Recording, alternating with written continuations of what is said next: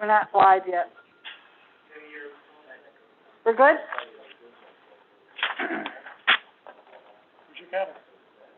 I know, I left her home. Good afternoon, everyone. My name is Virginia Harger. I'm the chairperson of the Shelton Planning and Zoning Commission. Today is Wednesday, February 17th, and the special meeting of the Shelton Planning and Zoning Commission is hereby called to order. Protocol for this afternoon's meeting was previously reviewed by Corporation Counsel, who indicated to me it is compliant with the executive orders issued by the governor and fair for those attending in person or watching from a remote location. Just a reminder that all commissioners and staff attending today's meeting in person and others in the auditorium need to wear masks that cover their nose and mouth throughout the meeting, even when speaking. Your cooperation is appreciated.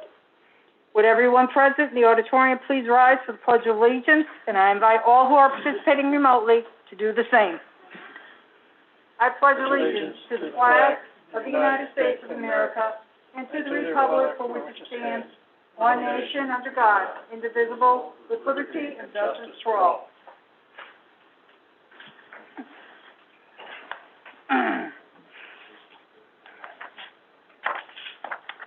Okay, I'll begin with a roll call. When your name is called, please verbally indicate you are present, and I'll begin with those participating remotely. Commissioner Parkins? Present. Commissioner Tickey? Present. Commissioner Usal?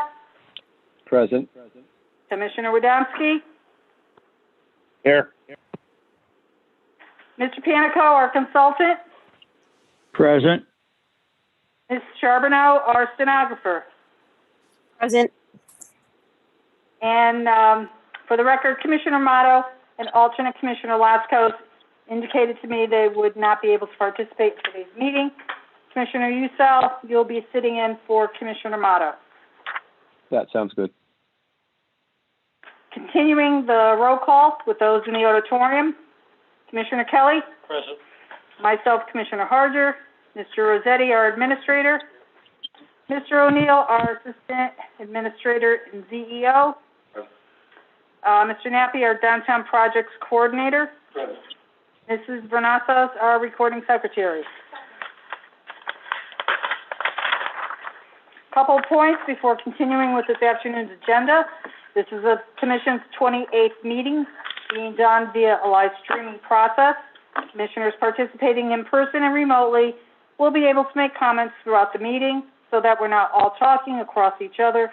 And our recording secretary is clear as to who is speaking. Commissioners are asked to please say, Madam Chair, and then your name. As soon as the chair recognizes you, you are free to speak. Please be aware that you may hear an echo. Commissioners participating remotely are asked to be aware and remember that microphones on computers will pick up ambient sounds which will be heard in the auditorium throughout the PA system, including movement of papers, phones ringing, and conversations if others are in the room. So if at all possible, and you have the ability to do so, please mute the audio on your computer. First agenda items are public hearings. At each, the applicant will begin by making a presentation of its proposal. During and after the presentation, the Commission will have the opportunity to ask questions of the applicant, which will be answered at the time or after the presentation.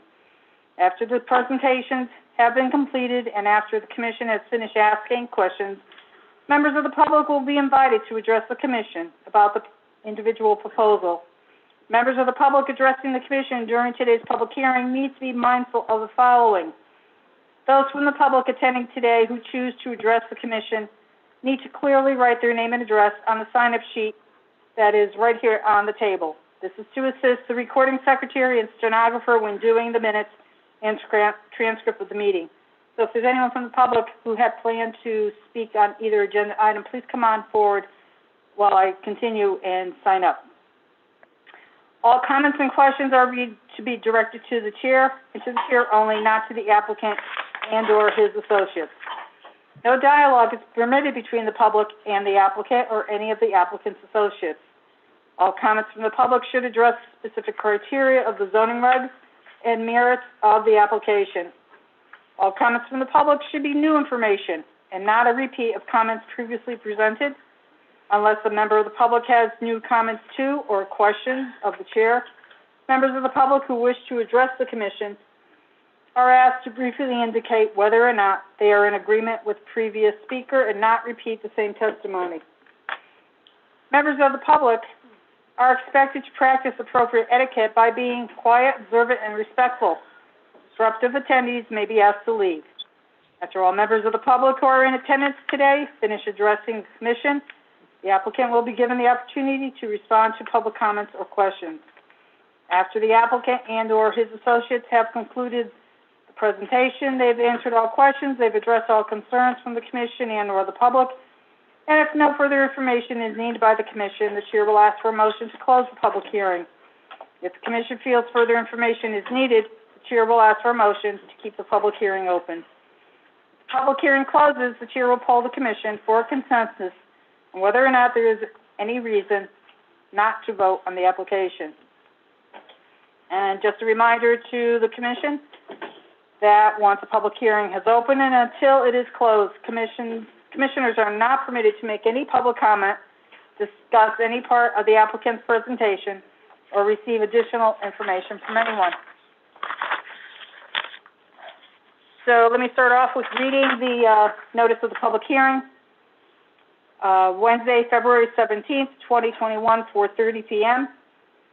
The Shelton Planning and Zoning Commission of the City of Shelton, Connecticut hereby gives notice of a public hearing to be held on Wednesday, February 17th, 2021 at 4:30 p.m. in the Shelton City Hall Auditorium, 54 Hill Street, to consider the following projects. A, continuation of application 20-23 Daybreak Ridge Key Development LLC at 85 to 97 River Road, Assessors Map 94, parcels 89, 91, 92, petitions for modification of approved special exception application number 19-06 for 34 townhouse units in an R3 zone for an additional 2 units in Building D for a total of 34 units.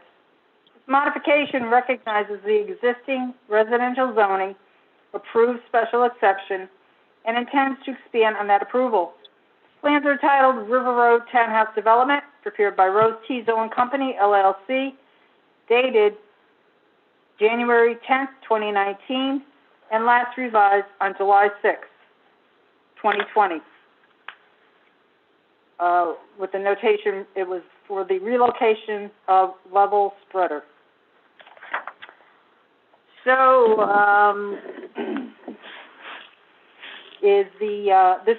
just a little background too on our timeline.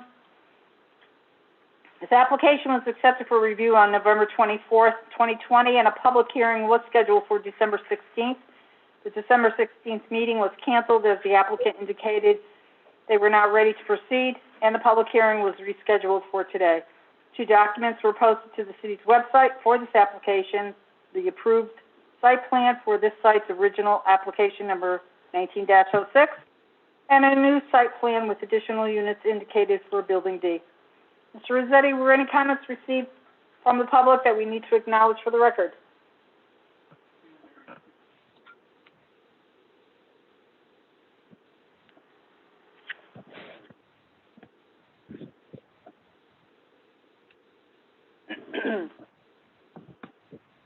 Rossetti? Were there any comments received from the public that we need to acknowledge for the record for this? Okay, thank you. Who's representing the applicant? And identify yourself for the record, and please proceed. Manny Silva from Rose T. Zoe & Company, 35 Brentwood Avenue, Fairfield, Connecticut, representing Key Development, Daybreak Townhouse Development. Just wanted to correct the small a little bit. I believe the project has 34 units approved from the last a year ago, and we're now applying for 36 additional. Yeah, that's what it says. Oh, okay. No, you said 30. 34 in an R3 and an additional 2 units. Okay. Well, it does, yeah, was total 36. Whatever, okay, Just wanted to, misunderstood. yeah. So the history of the project is it's an R3 zone project with a special exception, where we, had originally 36 units. If, the board remembers, we had 36 units with, Building B having these 2 units here in the middle included. But the, board, prior to, as a recommendation or a request, had us remove 2 units from Building B, which then shortened up this phase of the project here. The owner, which is here today, Mr. Schottel, if you have any questions for him, he would like to reincorporate the 2 units in Building B, which then brought this project back to where it was when we originally submitted it. And one thing that we've, just to have, give you kind of a background on where the project is right now, the mass earthwork for the project has been completed. And one of the concerns the commission had was about the rock, especially near buildings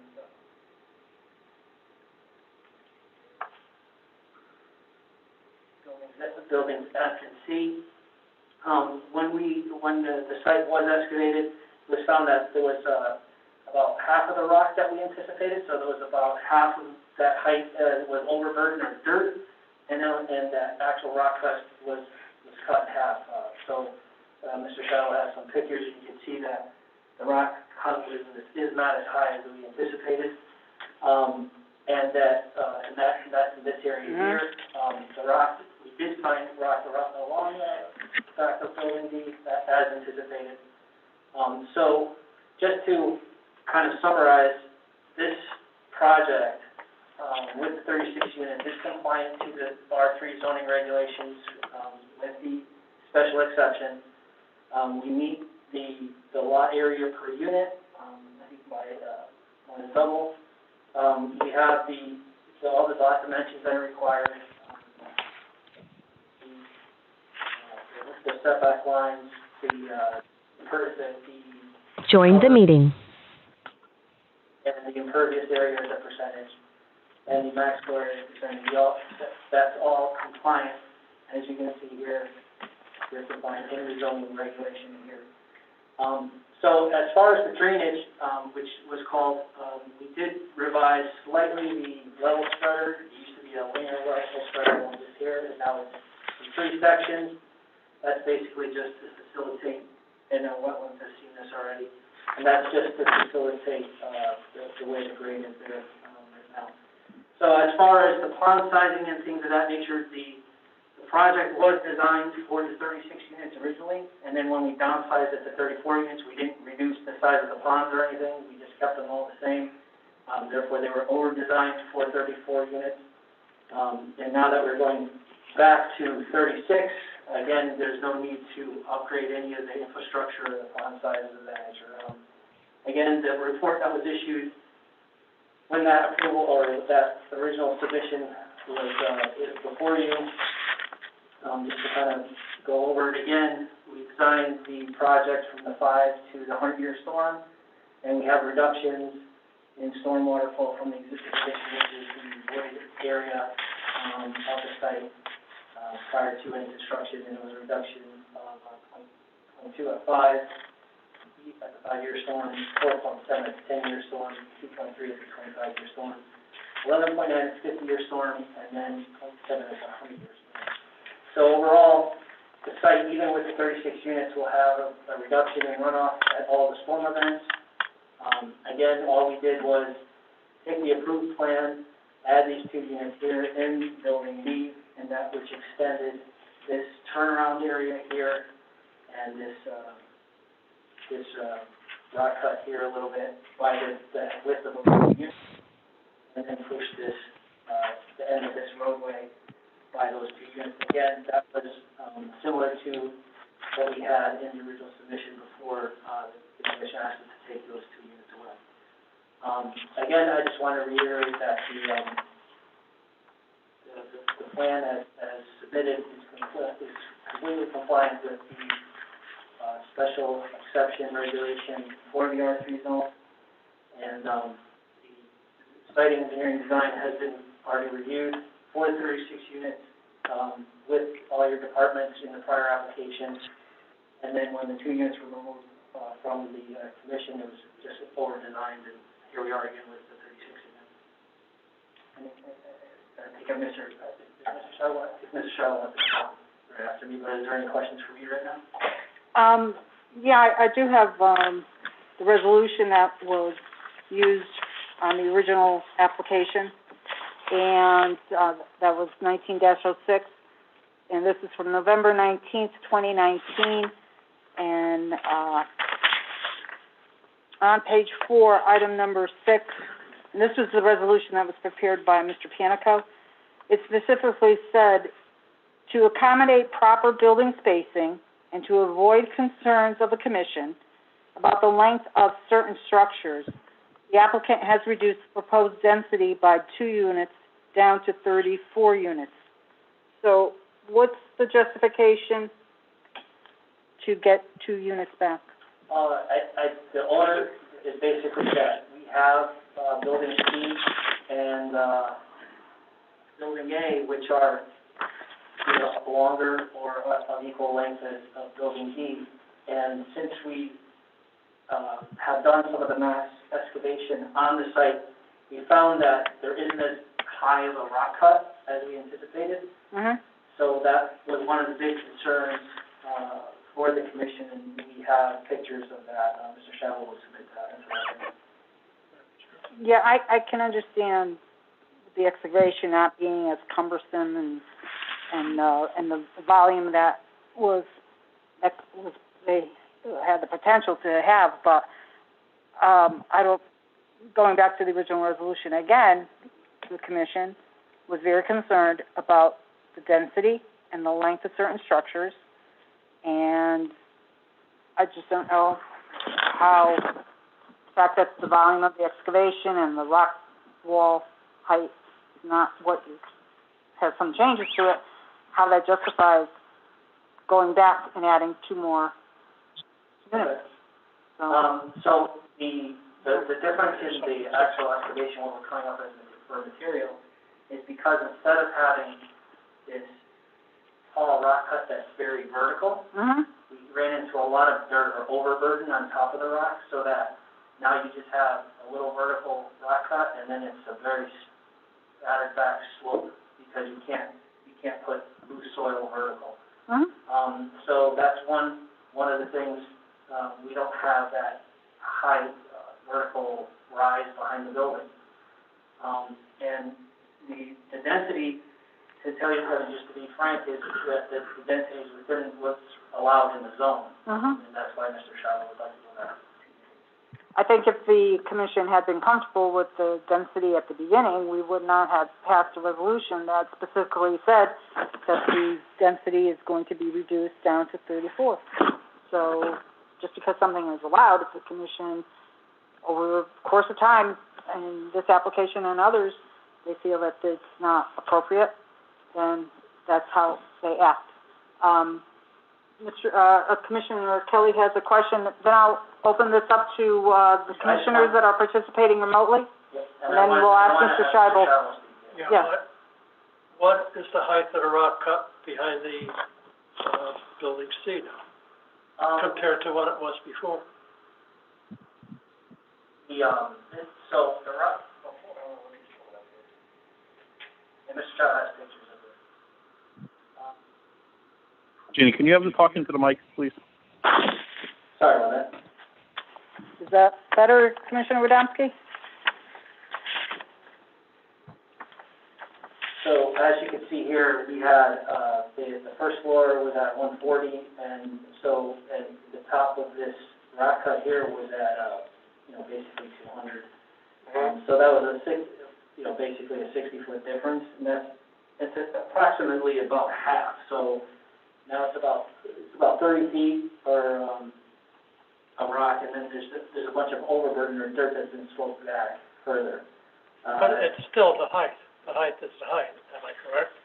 Yeah, no, the height is correct for the hill that was there. That's what I'm It's saying, just that vertical rock isn't as tall as we thought it would be. Okay. I have to go along with, Commissioner Harger on that. I think it was, at that time, it was Commissioner Pagoda that thought that there had to be a certain separation, because of the density of the kind of, and I'll say a row effect of condominiums. And at that time, the applicant had no problem to reduce the to 34. And it just seems apparent. I guess he did have a problem. He's coming back to add the extra 2. Now, in doing that, he's extending it out to the, south, I guess, south side. And that, again, would probably bring the edge of the condominium to that rock wall closer at that point. It's kind of parallel to the rock cut. It's parallel, but yeah. there's less of an area between, at the last 2 condos. Right here. Yeah. So, that's all I'll say until I find out what the applicant wants to say. Mr. Tribal, do you want to speak now, or you want to wait? Good afternoon, Ken Scheibel for the applicant, Key Development LLC. To deal with some housekeeping matters first.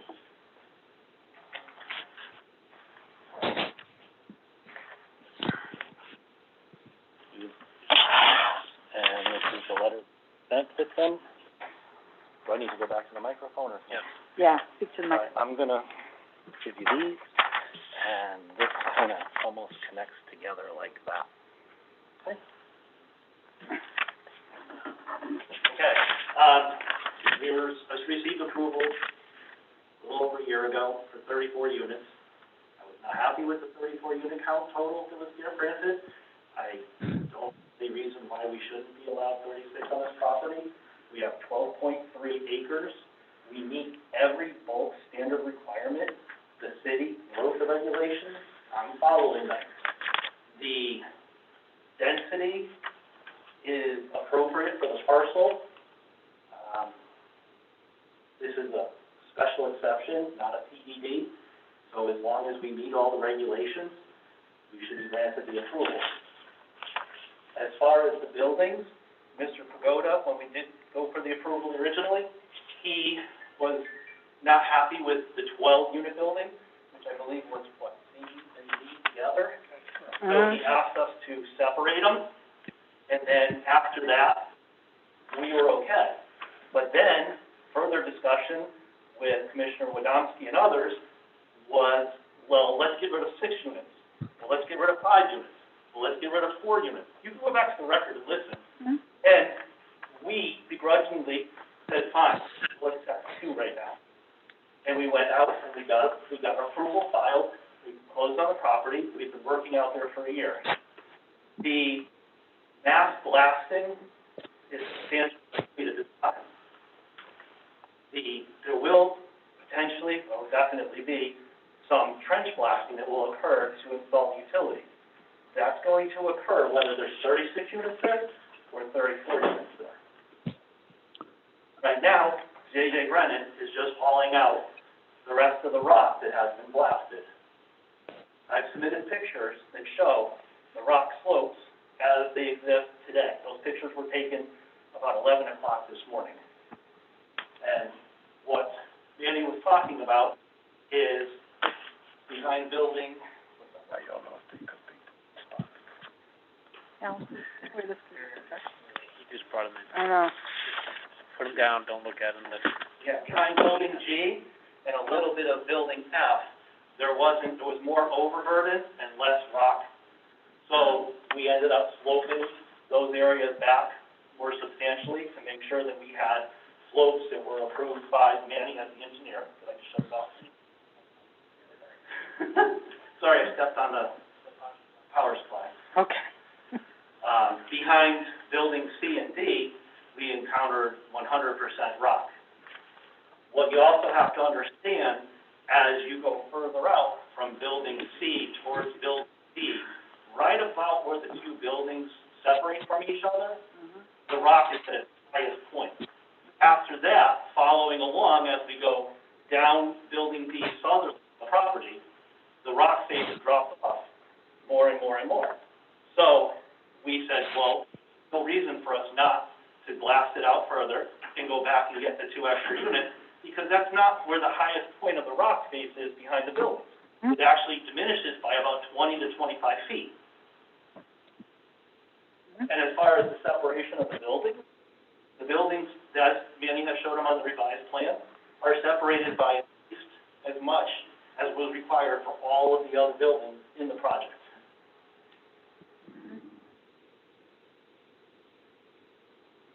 And then I would ask that all of the information that was in our original approval file be brought and incorporated into this modification file. Yes. Such as? All the documents that were in the original approval are hereby incorporated into the modification file. Okay. Is that it, Mr. Scheidel? Before I go to the remote? Okay, any commissioners, participating remotely want to, make any comments on this? Yes, Chairwoman, this is Commissioner Ticky. Okay, Commissioner Zucchi, go ahead. Well, I remember this application quite well, and I remember all of our conversations about it, which you highlight. And I certainly remember the chairwoman's concerns and Commissioner Mattow's concerns, and ultimately the commission worked with the applicant to reduce the units from 36 to 34, and it passed 5-1. I did oppose this development, but it was a practice that this commission undertakes to work with applicants to find the right balance as the commission sees fit, and it did pass. I'm glad that the applicant in developing the land has seen that they don't need as much blasting, and the topography is not as high as they thought, because we did have concerns about that retaining wall. But if that happens as you build out an application, I don't see why that then is the reason why coming back to our commission to receive the additional units that were originally struck from it.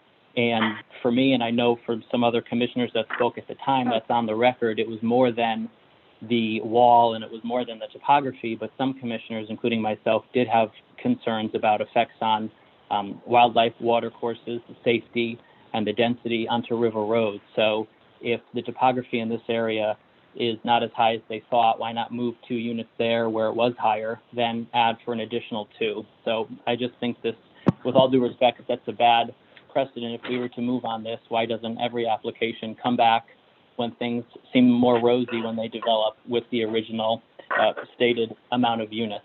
Why go through the process of months of hearing from the public and deciding to come to a balance? And it passed 5-1, if all that is for naught. So I'm not sure how this got to this level, this stage that we're in, but it seems like a waste of time when we have already said on the record where we stand on this development. Okay, thank you, Commissioner Zucchi. Any other commissioners participating remotely? Chairwoman. Commissioner Woodowski. All right, I heard Commissioner Parkins first. Go ahead. I'll defer to Commissioner Woodowski first. Thank you. Okay, go ahead, Commissioner Woodowski. Thank you. This commission worked very hard for a long amount of months, and we came to a happy agreement. Put in the 34. Commissioner Woodowski, make sure you're close to your microphone. Okay, sorry about that. Is that better? You're breaking up. Yeah, you were breaking up a little bit, so continue. I'll let you know. Okay. Is that any better? Yeah. Okay. So we worked very hard on this project. There's a lot of concerns from every one of the commissioners. Take care. Mark, Commissioner Woodowski, you sound like you're underwater at some point. All right. Let me call from a different phone, and I'll continue. The Commissioner Parkins will. I'll call you right back. Sure. Commissioner Ucell, do you want to make any comments on this? Yes. I would defer to Commissioner Parkins if she wants to make her comments, since she asked first. Okay. Commissioner Parkins, you want to go ahead? Sure. Chairwoman, as you're likely well aware, I was not on the commission at the time that this project was debated and finally obviously approved 5-1. So not knowing really the history of it and just looking at the site plan, I'm not really sure where they're adding the two buildings on. But so I might likely just abstain from this vote. And just from an opinion standpoint, being a condo dweller, I'm looking at the site plan saying, wow, it's pretty dense. So I could not imagine adding another 2 units in here. So that's my. Okay, that's so my you're take going on to abstain, from any kind of vote you may take. Yes, Okay, thank you for, bringing that up. Commissioner Radomski, are you back on the line? Mark? Go ahead, Commissioner Radomski. Join the meeting. Okay, Commissioner Radomski, you have the floor. Hi, sorry about that. Is that any better? Oh, yeah, much. All right. The commission worked very hard for many months and many weeks and many hours on this project. We deliberated many different aspects of it. We saw many different views, many different changes along the way. The consensus was 5-1, as Commissioner Dickey pointed out, to keep it at 34 units. I think to come back afterwards and ask for 2 more units, knowing that they were rejected the first time for the extra 2 units, is kind of a slap in the face to not only this commission for the work we did, but also trying to get around the public sentiment, because there was a large amount of number of people that came out to that meeting, concerned about the density of the project. I'm not fond of doing what's taking place here, trying to come in afterwards at a back door and modify it to get back to what they originally wanted after agreeing to the 34 units. The density is... Commissioner Radomski, about addressing this is coming in the back door. Any applicant has the right to refile a new application. So this is what we're at. This is... You can call it what you want. I'll call it what I want. I'm not going to split hairs over what the verbiage here. But I don't see any reason why they need these 2 units. They haven't justified, in my opinion. Yes, they got lucky on some spots, and they, like Commissioner Dickey said, they could have moved some other stuff around. I don't see any reason for these additional units. We were trying to keep it down for the traffic for a number of reasons. And again, this commission agreed 5-1 to the 34 units, and that's where it should stick. Okay, thank you very much. I think we've heard from everyone. This is Commissioner Usal. Okay, Commissioner Usal, you have some comments now? Go ahead. Yes, I do have concerns about the density and how additional units would affect wildlife, and I agree with what's been said about the decision has already been made by the commission for 34 units, and it doesn't make much sense to me to, bring it from 34 to 36.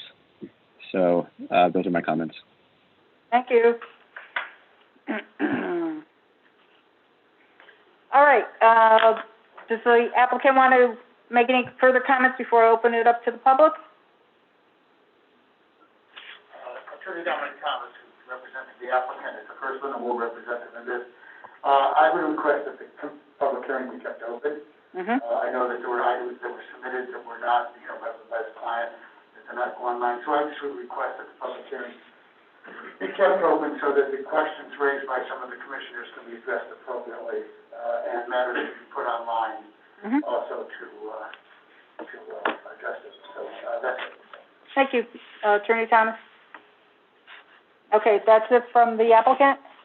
Okay, so I'll open this up to the public.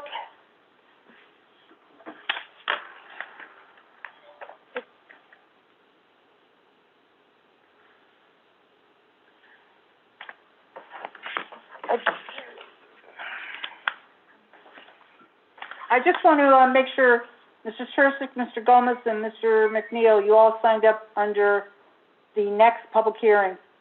Is that correct? No, we will be here.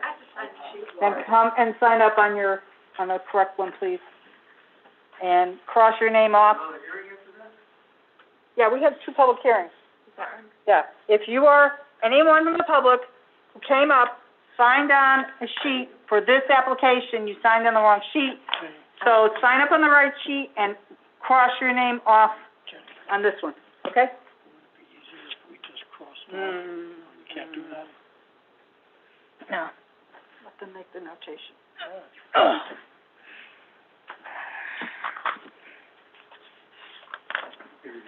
So, Commission's going to, recess for a couple minutes until this is all taken care of. And that's as of, 5:12 PM.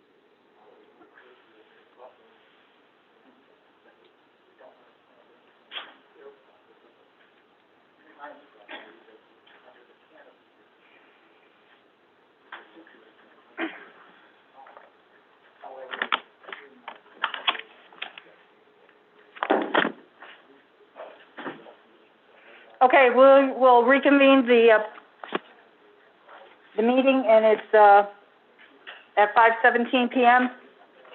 And can I ask members of the audience to, lower their conversations, please? Thank you. All right, first person from the public, Deborah Lodato, 15 Jennifer Court. When you come up to the podium, please identify yourself.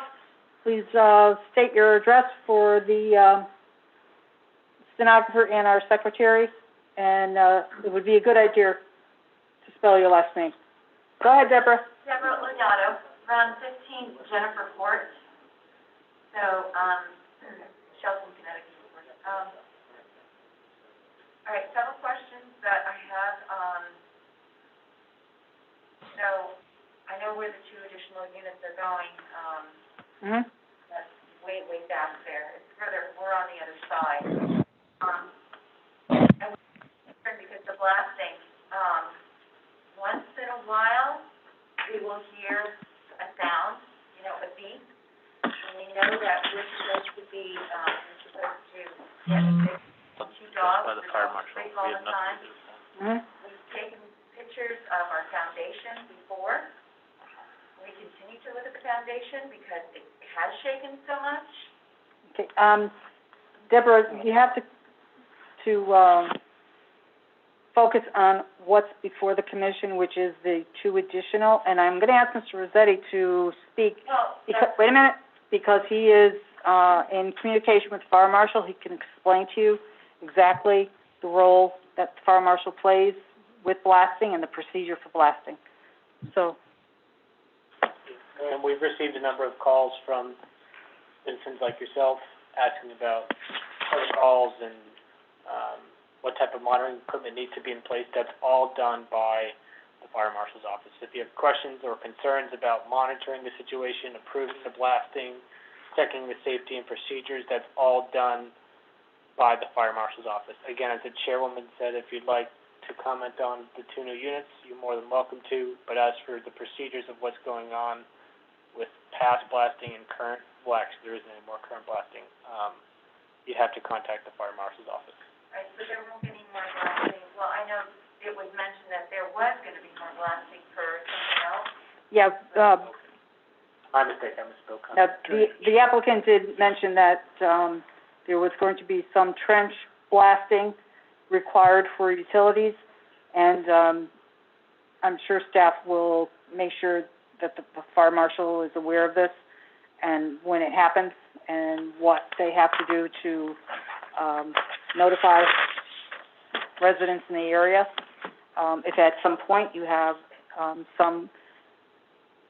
there's supposed to be pre-blasting surveys done, and if you feel that there has been some damage, then that is something that, they would take up with the applicant directly, I believe.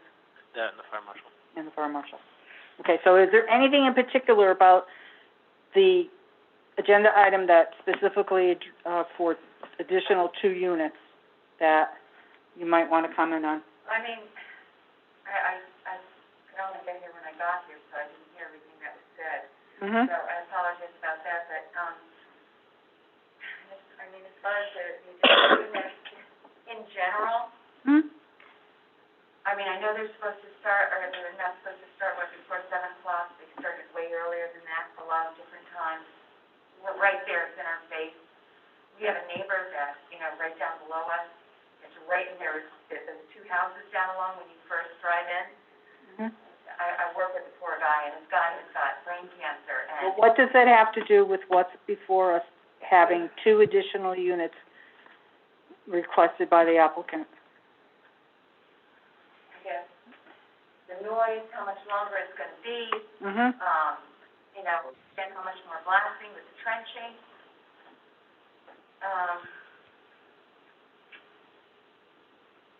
My husband was here because I can't read his writing too well. Mm-hmm.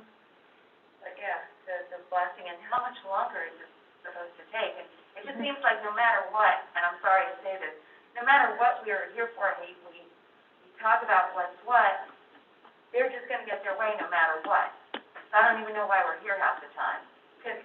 That's, a little bit of an exaggeration as far as I'm concerned, after having been on this commission since 2005. We're still going ahead with it no matter what, so. There has not been a vote called on this particular application, as far as I know, in the last 45 minutes. So, is there anything else, Mrs. Legato? Okay. Next is, Mr. Gomez.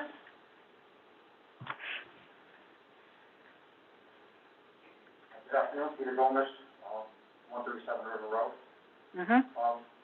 I heard it mentioned that the site plan basically is the same size, and that the 2 additional units would not alter the existing site plan. My question is, I believe that, I'm not sure, if that's building D, here? Is this building D, is this where the extra units are? Yes. Yeah. I don't know if somebody or who can address the question, but how close is this to the southernmost property line? Okay, when you get back to the microphone, repeat what you just said, how close? Building D, approximately how close is building D from the southernmost property line? Mm-hmm. Line? And how accessible is that on foot? For example, if somebody were to decide to go through the woods, is that accessible by somebody? Mm-hmm. If somebody were to try to, go for a walk in the woods or not? Mm-hmm. Okay. Those questions would be answered by the applicant after everybody speaks, okay? All right. Next one is, Mr. McNeil. Chad McNeil, and, good afternoon. Obviously... Sir, just identify your address, please. And you have to direct your comments to the chair, not to the applicant, up here. 87 Ridge Boulevard. Okay. I know this is about the 2 units. I don't know these plans that well. I don't know where those 2 units are in it. I do know where the Eagles Nest is, and I don't know whereabouts in there. I did go to the fire marshal's office several weeks ago. Mm-hmm. I haven't heard anything. I got damage to my foundations, pops in my garage. I know it's not my responsibility, but here's my report after the fire marshal's office. I would then direct your comments to the mayor's office. Okay? Thank you, Mr. McNeil. And, last person on the list is Mr. Tursick. My name is William Tursick. The property that my wife and myself own is 200 Grove Street, which borders the top of Key Development land. Mm-hmm. My question doesn't have anything to do with the 2 units, but I do have a couple of questions, I guess, later on for the developer. To tell you the truth, that's, something that, I think that you should perhaps bring to the, applicant directly through his attorney. What do you think, Mr. Rossetti? It's really something that does affect you, the zoning board. If I could just read it, maybe you could tell me. Think about 20 seconds. I understand, but, the public hearing is specifically for the item on the agenda, which is the addition of 2 units. So, you know, I would suggest that you submit that to Mr. Rossetti and to our staff, and I'm sure he will disseminate that to the rest of the commission. Okay. Okay? And so there's no other questions about any other topic, because I have kind of like a general question just for the zoning board. In the end, could I ask it? No, I would do the same thing. Send it to Mr. Rossetti. Give that to Mr. Rossetti as well. We'll have a public portion at our next regular meeting in March, for other Well, public. can I submit it to you? Maybe you can confirm. Yeah. Okay? Yeah. What Mr. Rossetti was saying, we have another meeting coming up, and one of the agenda items is public portion, and that's when members of the public come up and address any concerns, except if it's on the agenda, okay? So it won't be on that agenda. You can, if you have something in general that you want to ask, that's just the time and place to do so. Okay? Does that work for you, Mr. Spersick? Yes, it does. Thank you, I appreciate you. Okay, does the applicant have any answers at this time? I'm Manny Solomon from Rosie's. I'll try to answer the question about the distance to the south property line. Mm-hmm. So the building just got longer by 34 feet. And the actual distance, Stay close to your mic. I mean, if you can see here, the southerly property line is here, Uh-huh. and then this is the units that are along River Road. And it's got the scale there.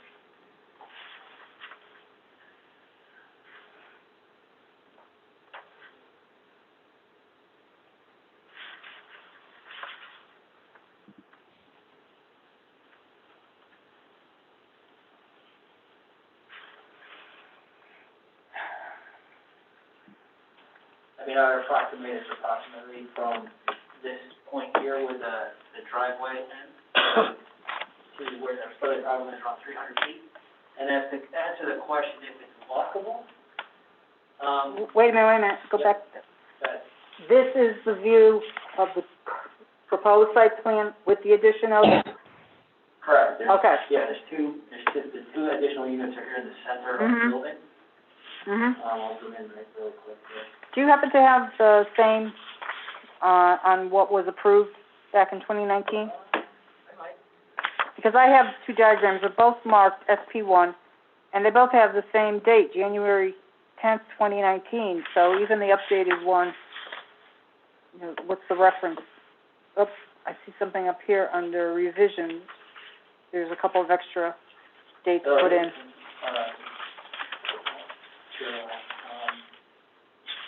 Here's the building without the 2 units in it, you see it kind of just has, it has 1, 2, 3, 4, Mm-hmm. and then here it's 1, 2, 3, 4, 5, 6. So it has 2 additional, Mhm. townhouse units in the center. Right, and then if you went from the, bottom corner of the building towards So River Road, crossed I think over the you asked driveway, Okay, so from the That building, from the building, no, it's not distance. It's just that if somebody was to flip between one diagram and the next, you could sort of see how the new diagram where the that turnaround falls Yeah. in relation to the property, the lot across the street. correct, that's extended another 34 feet. Yeah, so if you flip back, you can see you've got the hash marks Yeah, there. you see this right here? Yep. Yeah, it's kind of a reference point, Yeah, and then you can see that it used to end at basically, right, and that's what I wanted to point out to the Correct. members of the public. correct. That may not have looked at Split that whole parking lot over to 30 foot. Mm-hmm. The question is, from this point here, at the end of the parking area to the southerly property line, which is here, Mm-hmm. it's around 300 feet, give or take.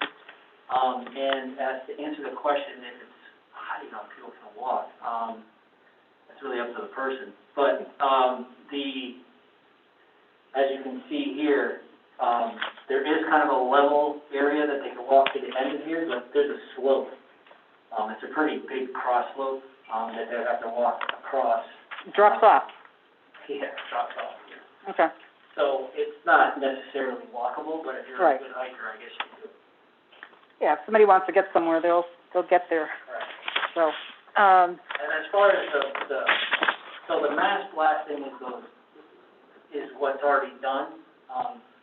To get the utilities in, they're much smaller charges. It's just, they put them for small charges on line to get a pipe in the ground. So you shouldn't be hearing any big pops going on from now on. okay, Mr. Silva, are you familiar with the, blasting protocol Yes. that's required and what exactly has been the, protocol on the site? So I don't have firsthand knowledge of this protocol. Mhm. What happened here, what's supposed to happen is, the fire marshal was contacted. The blasting company does a pre-blasting survey of all the surrounding, houses. And that's within how many feet? Yeah. So they do a survey, and then we have seismographers, Mm-hmm. on the site all the way around. And then, when they do the blasting, they take those readings to see if there was any, they record them, and if there is any damage, the blasting company is fully insured, obviously, Mm-hmm. to take care of any, damage. And then when the reason why they do the pre-blasting survey is to say, like, they can see, like, this foundation wasn't cracked before we started blasting, kind of thing. And then, if there is any damage, they would be, that's what the insurance is for. Mm-hmm. I know the, city of Shelton follows the state of Connecticut guidelines, and the state of And the Connecticut, fire marshal has that Excuse me? policy in hand, I'm sorry. and the state of Connecticut guidelines were based actually on the city of Shelton's regulations that a special committee got together and formed a number of years ago. Mr. Knapp, can you verify that you were, I think, active at that time? Yes, I was on that committee. You're correct, Well, no. board. The fire marshal's the one that has the ultimate, one of the residents asked, so any appeal go directly to him first. We should put it right. But the protocol, as you said, is correct. Mm-hmm. Okay, any, commissioner have any other comments, questions, or concerns? If not, then, at the request of council, I'll ask for a motion to keep the public hearing on application 20-23 open. Oh, I'm sorry. Mr. Panico? Yes. Mr. Panico? Yes. This is specific, I always consider you when I ask, does anybody else have any other comments, questions, or concerns? So, is there anything you'd like to comment on at this time? No, Madam Chairman, I had a very difficult time trying to hear the comments that were made, and I'll have to consult with staff and see exactly what was said. But no, I have nothing to offer at this time. Are you referring to the comments from the commissioners or the comments from the podium? All of the discussion, it's just coming through very garbled for me. And Oh, I'm sorry. The Okay. discussion, the commissioner's comments are very good. It's other than that. Any of the other floor comments, I have very considerable amount of difficulty trying to hear and understand what they were saying. So, but I'll get together with staff and we'll figure it out. All right. Thank you for your patience on that, Mr. Panico. You're welcome. All right, so, last call. Any commissioner need to weigh in on anything? Commissioner Wodomski. All right, Commissioner Radomski. Personally, I don't see any reason why we can't take it to a vote today. That's just my opinion. I'm not sure how the rest of the commissioners feel on that. Well, Attorney Thomas specifically requested that, the public hearing be left open, and, I don't see that there isn't a reason why we can't accommodate the applicant for that particular request. Usually in the past when we've left it open, we've had reasons why we leave it open. I didn't hear what his reasons were why he'd like to keep it open. Attorney Thomas, do you want to restate your reason why you made that request? I think that the commission, the applicant needs to perform a couple of reasons. Number one, there are photographs that the applicant submitted today, which need to go online to comply with the record keeping, and also in addition, he submitted his notices tonight. Second of all, I think that, the opportunity should be given to the applicant in this situation after the submission of those things to address the issues of special exception. Because that's what this is a special exception application to modify, actually it's an application to modify an existing special exception application. Asking for the courtesy to, keep the hearing open so that those matters can be made part of the record, and we can address that in a summary of the next meeting. Okay. All right, so, Commissioner Wodomski.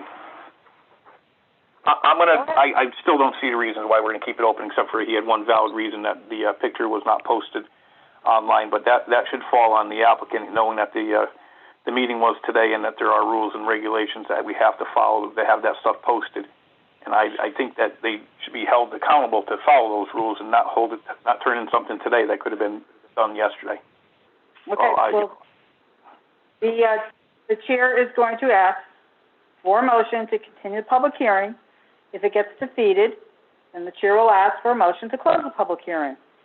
We just want to make sure that we're not going to jump the gun and close the public hearing because, and then we cannot ask the applicant for any questions, for any answers to any questions. He would have to deal directly with staff. I think it's going to not help us in the long run.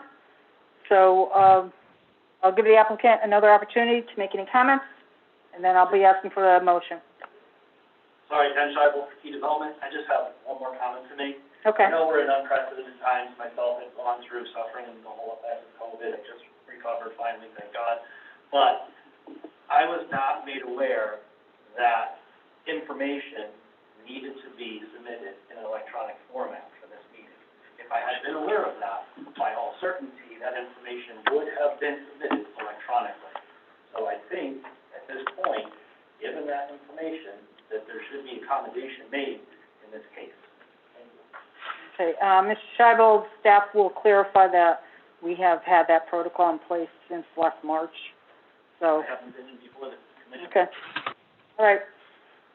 All right, so is there a motion to continue the public hearing?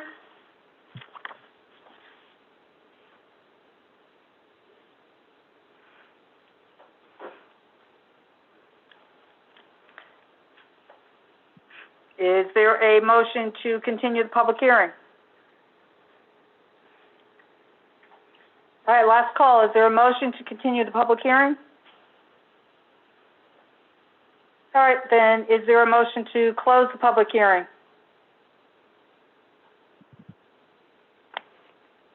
I'll make a motion to close the public hearing. Is there a second from anyone? Commissioner Ticky will second the motion. Okay. There's a motion to close the public hearing from Commissioner Wodomski, seconded by Commissioner Ticky. And the people eligible to vote are Commissioner Kelly. Commissioner Parkins already indicated she is abstaining.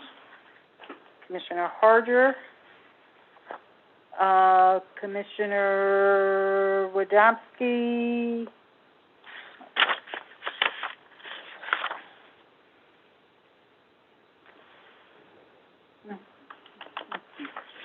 And Commissioner Ticky and Commissioner Usel. So we have 1, 2, 3, 4, 5. Okay, so there's a motion to close the public hearing made by Commissioner Wodomski, seconded by Commissioner Ticky. Commissioner Kelly? Aye. So you're voting yes to close, okay? And I vote is yes to close. Commissioner Wodomski? Yes to close. Aye to close. Commissioner Tiki, Aye to close. Commissioner Usel. Aye to close. Okay, and the chair votes nay. And the reason for such is that I believe that it is more appropriate to keep this open so that the commission can discuss the matter with the applicant. But the vote is 4-1, and the motion to close has passed. And there is one exception, so let me clarify that. It's a 4-1-1 vote. So the public hearing on this particular matter has closed, and it's been pretty much our protocol that we'll discuss this particular application at an upcoming meeting. The staff will put it on an upcoming agenda, and I'll ask at that time for a consensus on how to proceed. Chairman Harker, Go ahead. I believe if she recused herself, I believe the vote doesn't get counted as an abstention. It's just doesn't get counted at all. She's just as if she weren't here. No, she specifically, Commissioner Parkins, you correct me if I'm wrong, but I believe you had put it more as an abstention. Correct. Okay. All right.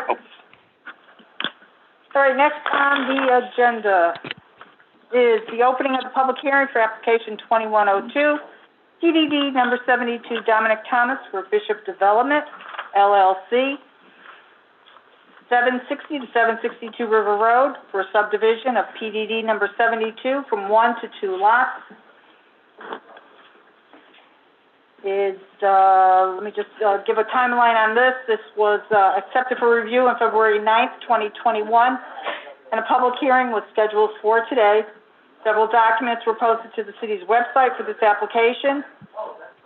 Could the audience please take their conversation outside? Thank you. The documents that were posted for the city's website for this application were the subdivision map for PDD number 72, the amended and restated statement of uses, and a petition for amendment of statement of uses and standards. Mr. Rossetti, are any comments received from the public for this particular application that we need to acknowledge? No comments. So, Attorney Thomas, you're representing the applicant. Could you go ahead and proceed?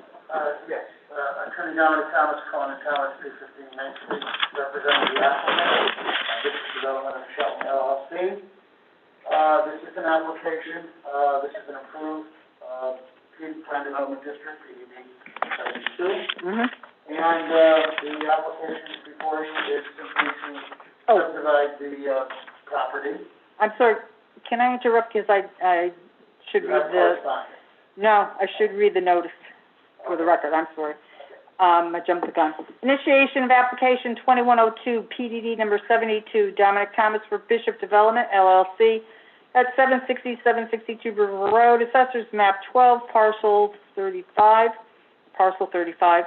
for a subdivision of PDD 72 from 1 to 2 lots. Said area is generally bounded as follows: northerly by 740 River Road, IA2, easterly by Housatonic River, southerly by 770 River Road, IA2, westerly by River Road. Plans are titled Record Subdivision Map and Revision to Final Site Development Plan for PDD number 72, prepared by Lewis Associates, dated January 29th, 2021. All plans listed above are on file in the Planning and Zoning Office. And this was, notice is dated February 2nd, 2021. Okay, thank you for... For the record, Attorney Dominic Thomas, Cohen & Thomas, 350 Main Street, Derby, Connecticut, representing the applicant. What was filed before you, as stated in the notice, is a record subdivision map and a modification to the final site development plan. There was also submitted in connection therewith an amended and restated statement of uses and standards. For the record, I want to state that in reviewing my amended statement of uses and standards, which went through a couple of revisions after consultation with the planning consultant, I discovered a typo, a significant typo, to say the least.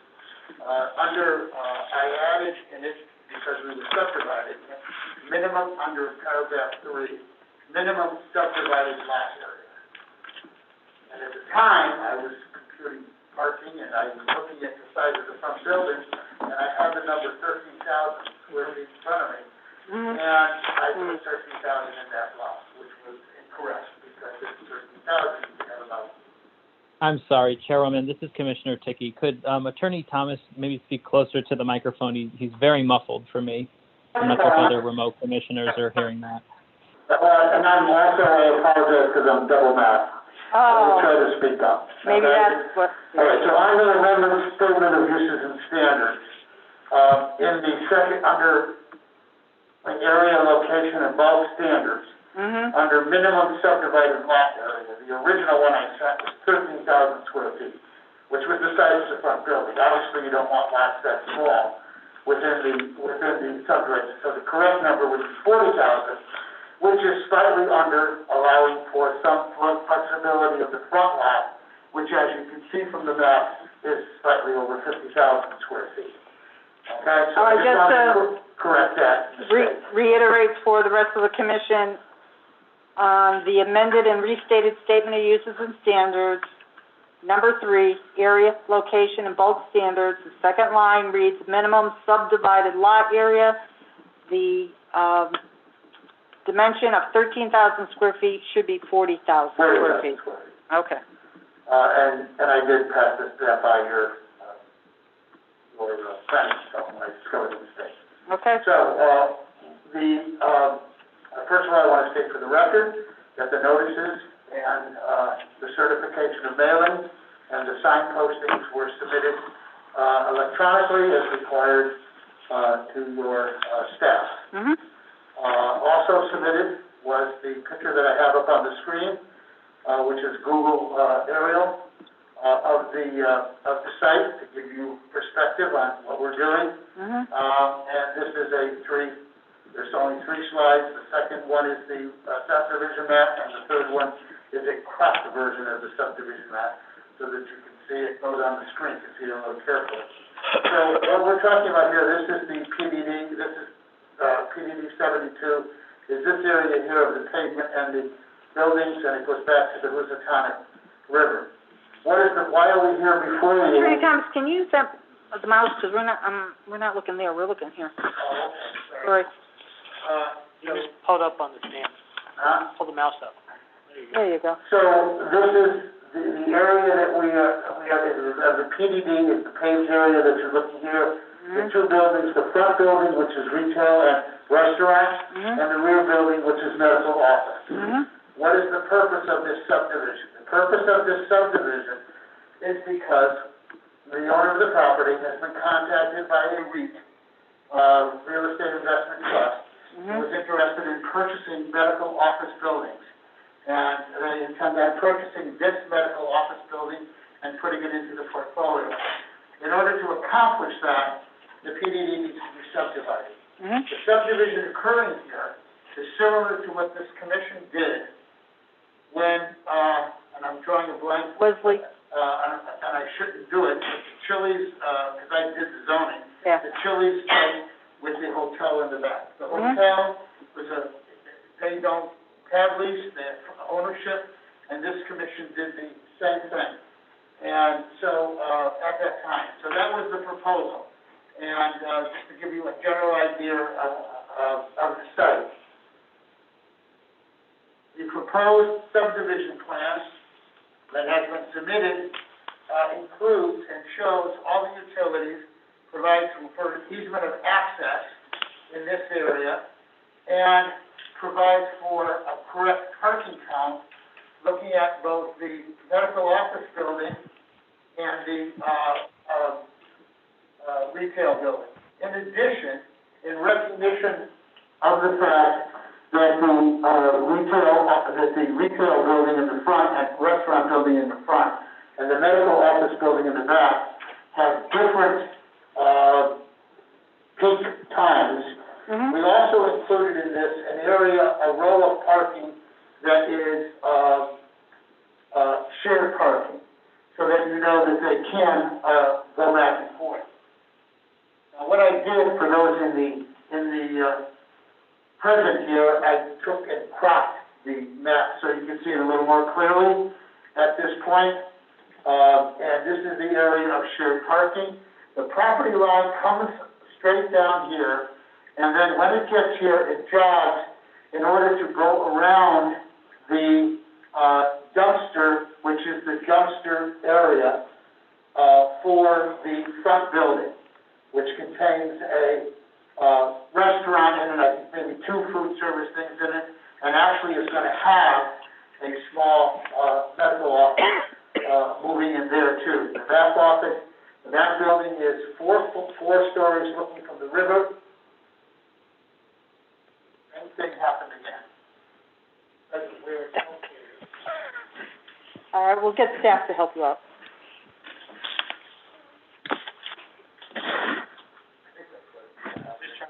Chairwoman, while you're waiting on someone, can I ask if whatever he's referring to, was it posted? Because I cannot seem to find anything other than.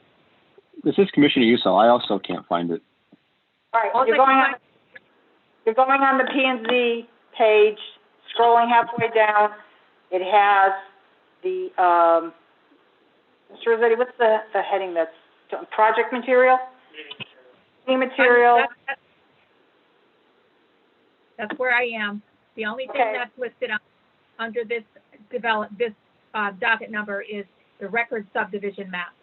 So if Attorney Thomas is referring to any sort of aerials or anything else, they're not posted there. No, not the aerials. Well, the aerial was submitted, but it didn't get uploaded. It was uploaded the last time I looked at it. It was? The last time I looked at it, the aerial and all the notices were on there. I do not see the aerials either. They're not on the website.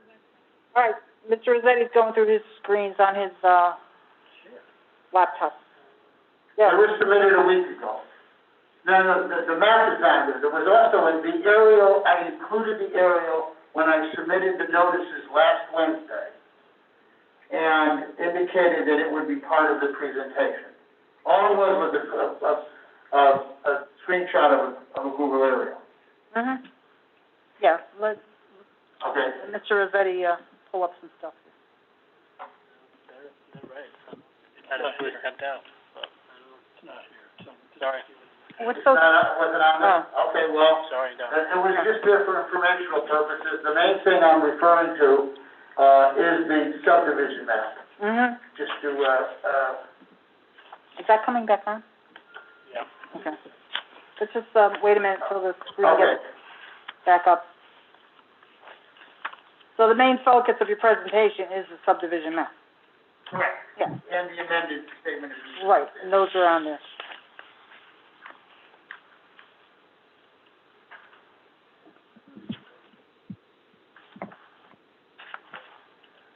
If we're doing a Zoom, I can screen share. I know.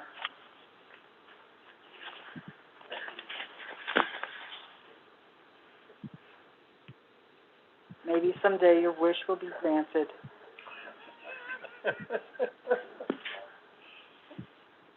Like Christmas. This little gremlin in this room. There's a little gremlin in this room because we got the thing was going off twice. And that thing went down. Things come in threes. That's it. No more hiccups. What keeps happening there?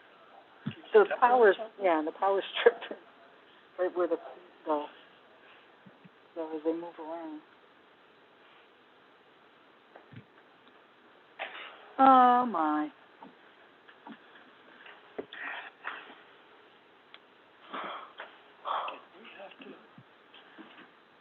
Well,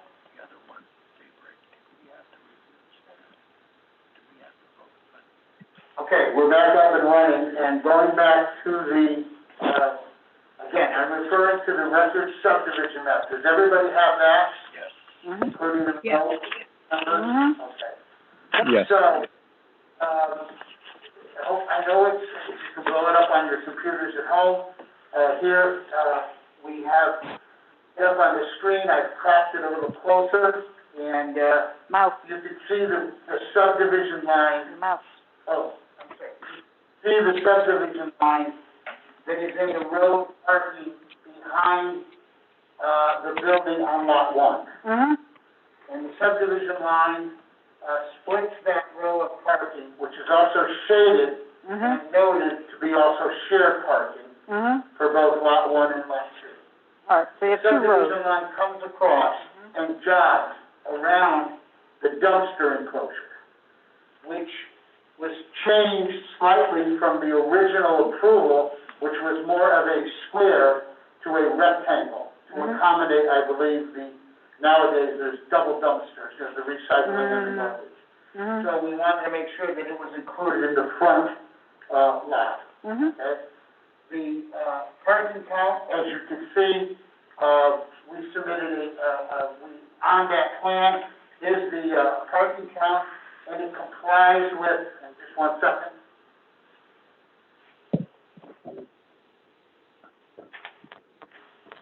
And it is on the record subdivision map. The lot one, the parking in the original, approved statement of uses and standards, which we have, kept the same count, is, 4,000,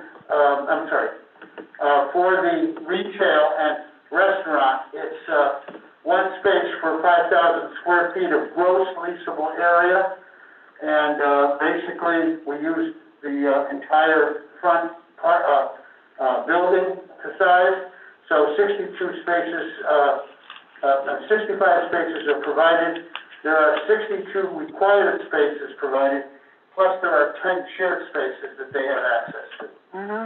And then for lot two, the leasable area is 41,534 square feet. And I state for the record that it wasn't computed by a lawyer, it was done by an architect. There was 171 spaces provided. There are 166 required, plus 10 shared parking spaces. Mm-hmm. So we have complied with the parking, we have addressed, those issues. It is a simple subdivision. As is common in these things, there will be a reciprocal easement agreement that will be executed. I will state for the record, and Mr. Southon, the principal is here to answer any questions, but I will state for the record that there will be a single entity maintaining the entire site. Mm-hmm. And, as was required, and again, for those of you in the audience from the rear portion of the building, where there is, actually, some picnic tables, there is a path that leads down to the river as required in the camp, to have some access to the river.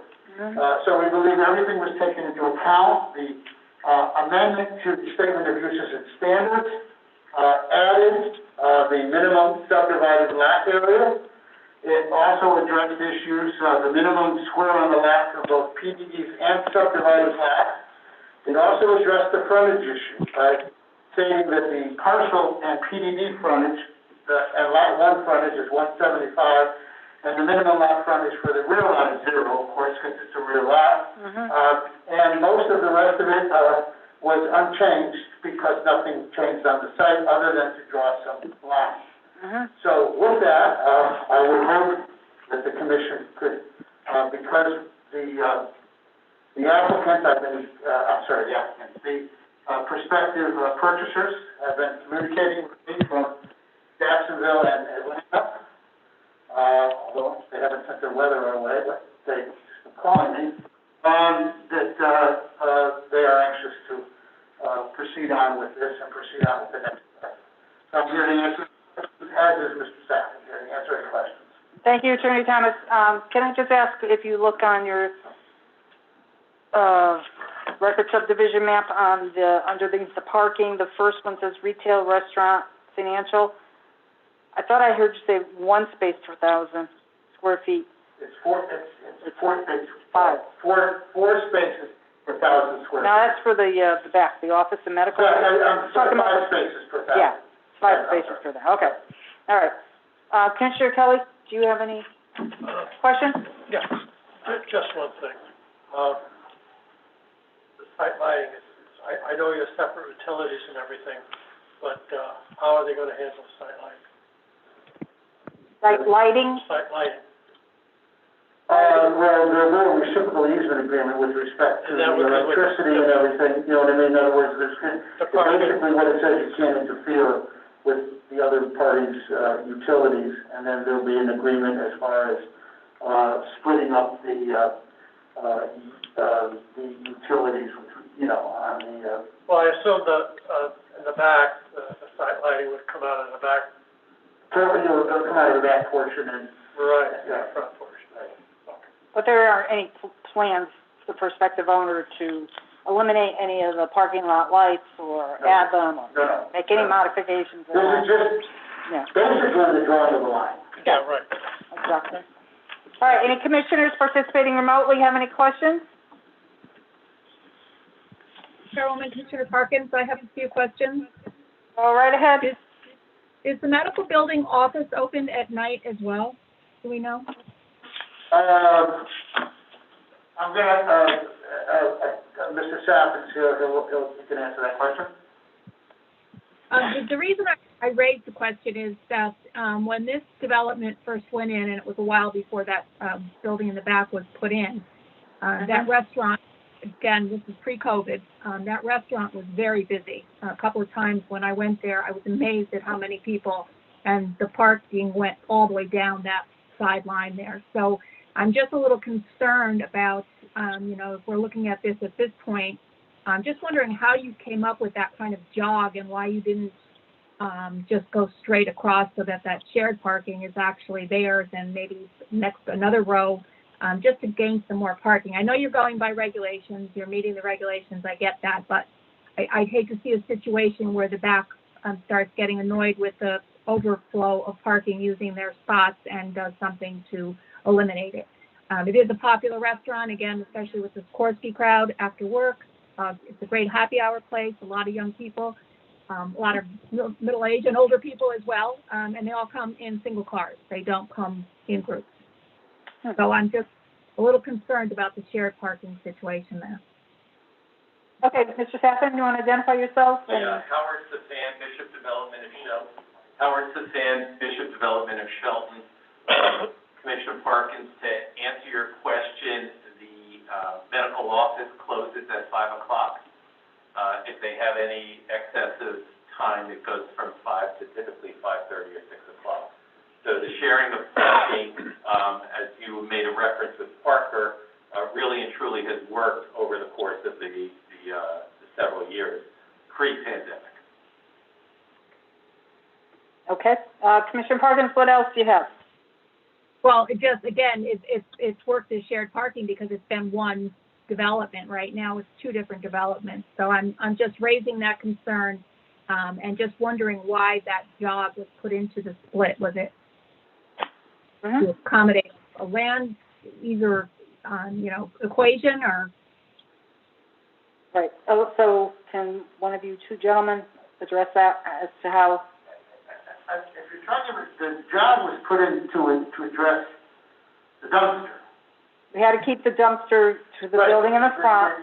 The but- job that's in there is the job around the dumpster. Right, but why, So that- I think Commissioner Parkins is saying, why didn't you just go in a northerly direction between the shaded area and the section of parking to the right where it says there's, I can't read how many parking spaces. Where the Was little it- 62 is up above the ledge cut, right where that is. Why Yeah. didn't you just go straight up that way? Yeah, why didn't you just go straight up? Because, and there's been no issue, they understand, people understand the things.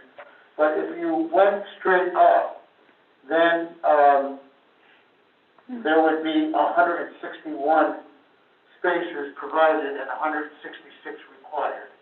All right, so it's So to they're meet the not parking allowed to go. requirement. The line is drawn to make sure they both accommodate it, and the area of shared parking, they have no problem in a designated area of shared parking, and I'm sure they're not, again, certainly that's really an issue for the ownership to deal with, that problem. But the main reason it was done was to make sure both sides were compliant. Okay. Commissioner Parkins, do you have anything else? nope, that answers the question. It was to accommodate the parking that was needed for the medical building, I assume. Okay. All right. Thank you. You're welcome. Commissioner Dickey, Commissioner Usel, Commissioner Wodanski. This is Commissioner Dickey. I have no further questions than what was asked. Thank you. Any other commissioners participating remotely? Commissioner Usel, I have no questions. Thank you. Commissioner Wodanski, no questions. Okay. All right. Any other further comments from the applicant? I have a question, Madam Chair. I'm assuming, Mr. Nappy? that anything to do with the stormwater management, the sewer right-of-way for that property, the overflow basin, will now be specifically the responsibility of the owner. It will be the responsibility of the management company, and whatever's on two will be the responsibility of the new owners, and will be addressed in the reciprocal easement agreement.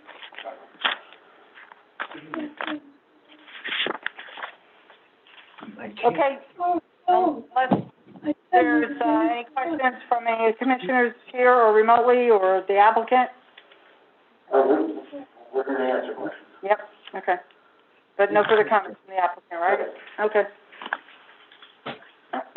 Okay, so, what's the commission's, consensus as to how to proceed? Do we feel that we need to keep this public hearing open? It is, a pretty straightforward kind of subdivision. I don't believe it's anything that would, require us to, hold back on coming to a decision this evening. No, Commissioner Kelly? no, I feel that, everything's been answered and we should go for a motion. Okay. Mr. Rossetti, you had some comments? Just to inform the commission, this subdivision was reviewed by the Conservation Commission. They did ask for a, easement of 75 feet, on the back of the property by the river. And should the commission decide to, make a motion to both close this hearing and move forward, staff has some comments as to, the Conservation Commission's concerns, and we've discussed this with the applicant, that, we agree with their intent. However, a conservation easement is not the way to proceed. So I'll just read a couple of comments that we have. The riverfront area of the site is currently subject to protection under the PDD 72, which confirms that there will be no disturbance of the area within a 100-foot wide upland review area along the Housatonic riverfront, except for the creation of a public pedestrian access walkway, which has already been installed. Any proposed conservation easement in this area must be approved by the Board of Aldermen and accepted by the city. Right now is not the appropriate time to impose such a requirement on the request for approval of the proposed subdivision to allow division of property ownership. It's understood that the applicant is having conversations and discussions with the city regarding accommodations of a public greenway or walkway along that part of the overall proposal where such a walkway. Can somebody stop shuffling papers, please? Along this entire stretch of river.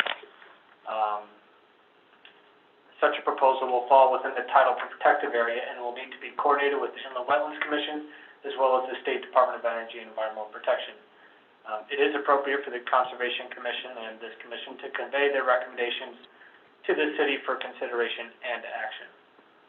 So, in short, we understand the Conservation Commission's concerns. I think we, both the commission, the planning and zoning staff, share those feelings that we'd like to see that area preserved for recreational use, and the applicant has indicated thus.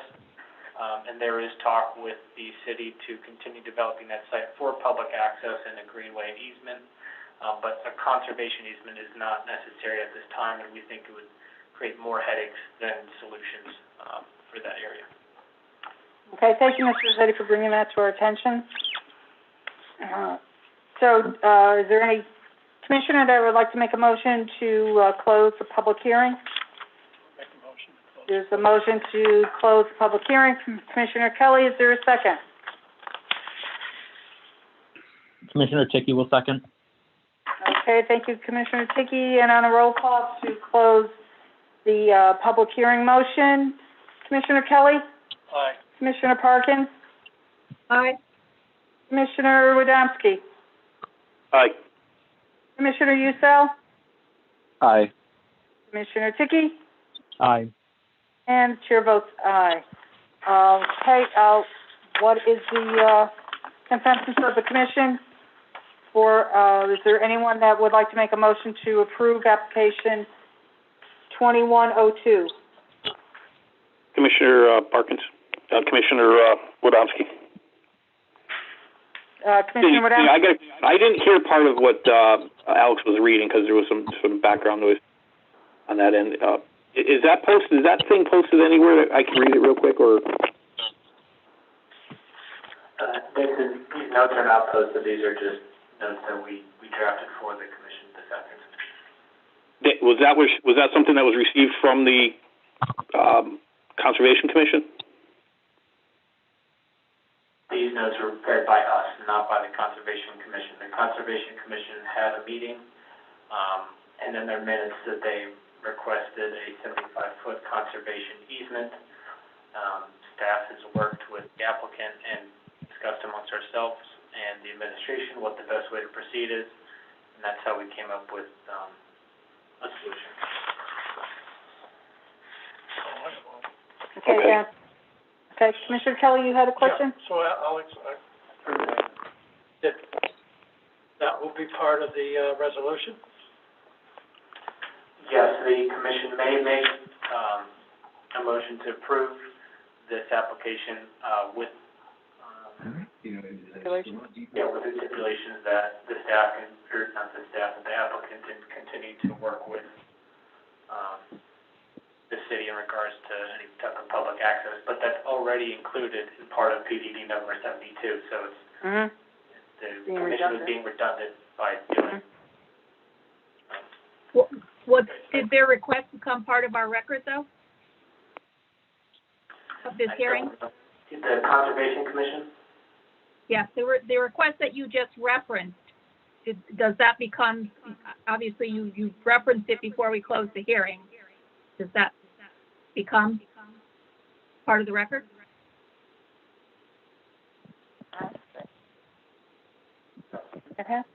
Yes, it would, yes.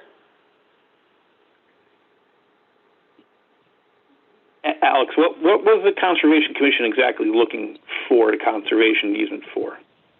They wanted a conservation easement to prevent any of the vegetation being disturbed on the 75-foot strip between the Housatonic River and the back of that property. There's already a 100-foot no disturbance area, upland review area from the Housatonic River. So prior to any disturbance or activity that the applicant or future owner would want to conduct in the back of that property near the Housatonic River, they would already have to go before the Inland Wetlands Commission and most likely before the Planning and Zoning Commission, and DEP. And additionally, the intent of that area is to provide for public access. So by initiating a conservation easement, which would be up to the Board of Aldermen, that restricts the ability for future public access, which I think we would like not to do. We'd like to encourage some public access back there. Sounds like they're just trying to get an extra level of protection in, because they would, if any modification were to be made to that area, they'd have to come back for an amendment to the site plan, the coastal site plan approval, correct? Before they could do that, they would have to go to DEP and inland wetlands. Right, well, yeah, right. Okay. Okay, did everybody, hear Ms. Panica's comments? It would also be a modification of the PDD, because the PDD clearly states a non-disturbance line. That's coincident with the 100-foot coastal area review along the river. So there's a lot of restrictions in place, and if there were something done in there without authorization, it would be clearly a violation of several things. Thank you, Mr. Panico. But can I just clarify that those restrictions will remain on the PDD? Does the PDD change because the ownership of the properties change? Absolutely No. not. Okay. This is up to the rest of the commission. I'm just throwing this out there.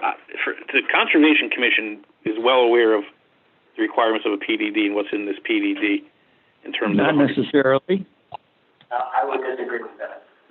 I'm just wondering if they're missing something, or if we're missing something, and I would just maybe get a clarification from them as to what exactly they were looking at when they made this recommendation. I don't know. I'm just concerned that we're missing something. It seems to be pretty clear from reading their minutes that their concern is about an unauthorized intrusion into that area and unauthorized clear cutting of trees. And adding another layer in the form of a conservation easement on an area that already is restricted in that manner seems to me to be superfluous. I'm not disagreeing with you, Tony, but I know along the river we've had others go in there and disregard and just clear cut anyway. But I mean, I get what you're saying. Yes, that has occurred in the past, and that's why we know what the process is. Okay, so moving forward, final time for comments, please. Okay, seeing that there's no other comments from any of the commissioners, does any commissioner want to make a motion on this particular application? I'll make a motion that we go for the approval. Okay, there's a motion to approve from Commissioner Kelly. Is there a second? Commissioner Parkins will second. Okay, Commissioner Parkins is seconding, and Mr. Rossetti has a motion to read to the commission, please. The Shelton Planning and Zoning Commission moves to approve the subdivision for planning and zoning application 21-02 on plans entitled As-Built Plot Plan for Bishop Development prepared by Lewis Associates with a revision date of March 13th, 2019, with the special conditions of PDD number 72 still being in full effect, and that the recorded Mylar shall be recorded at the city town clerk within 90 days of the expiration of the appeal period. Okay. Effective date.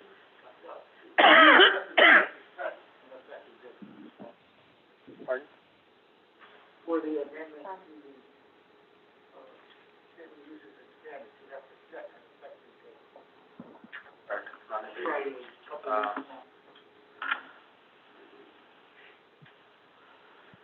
Which would be effective 26.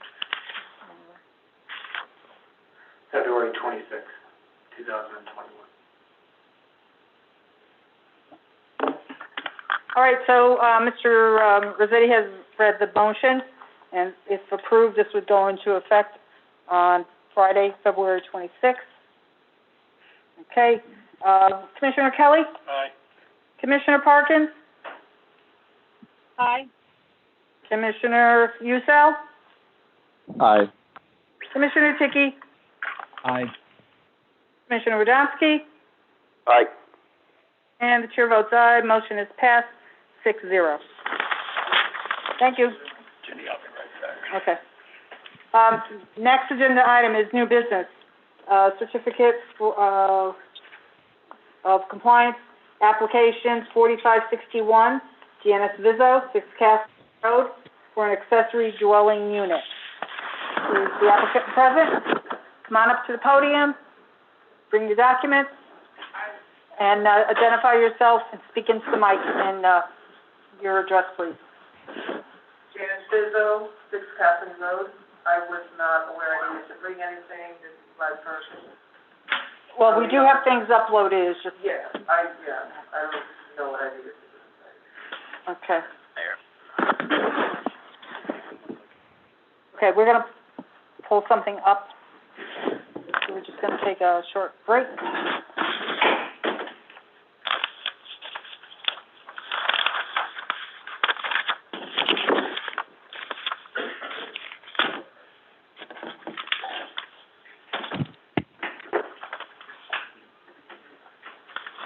The rest of the commission should be aware of the paperwork that was, on the city's website.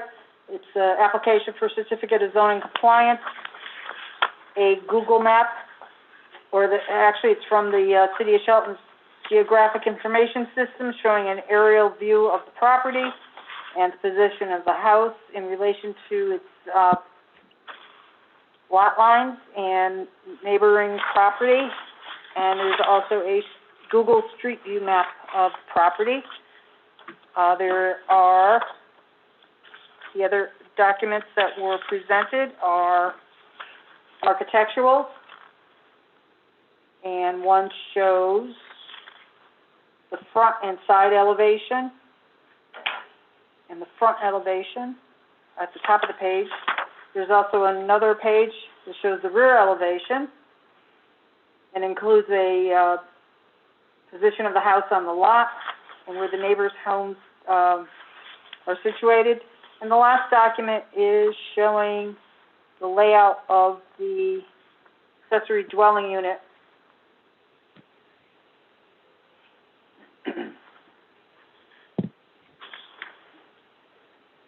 Are you good? You're set. Okay. So, Mrs. Izzo, why don't you just go ahead and explain to us what you want to do and what the application's all about? Okay, my son-in-law, Christopher Fernandez, is here, so he's probably gonna help me with the computer and kind of all that. Okay. We have the existing home of 6 Capitol Road, and our intention is to add an in-law quarters where my husband and I will be living, and my daughter, son-in-law, and family will be in the existing home. So we wanna add on above the garage and above the breezeway, which is connected to the existing home, and just go up. And basically take the shape of the existing home. So the existing house already has,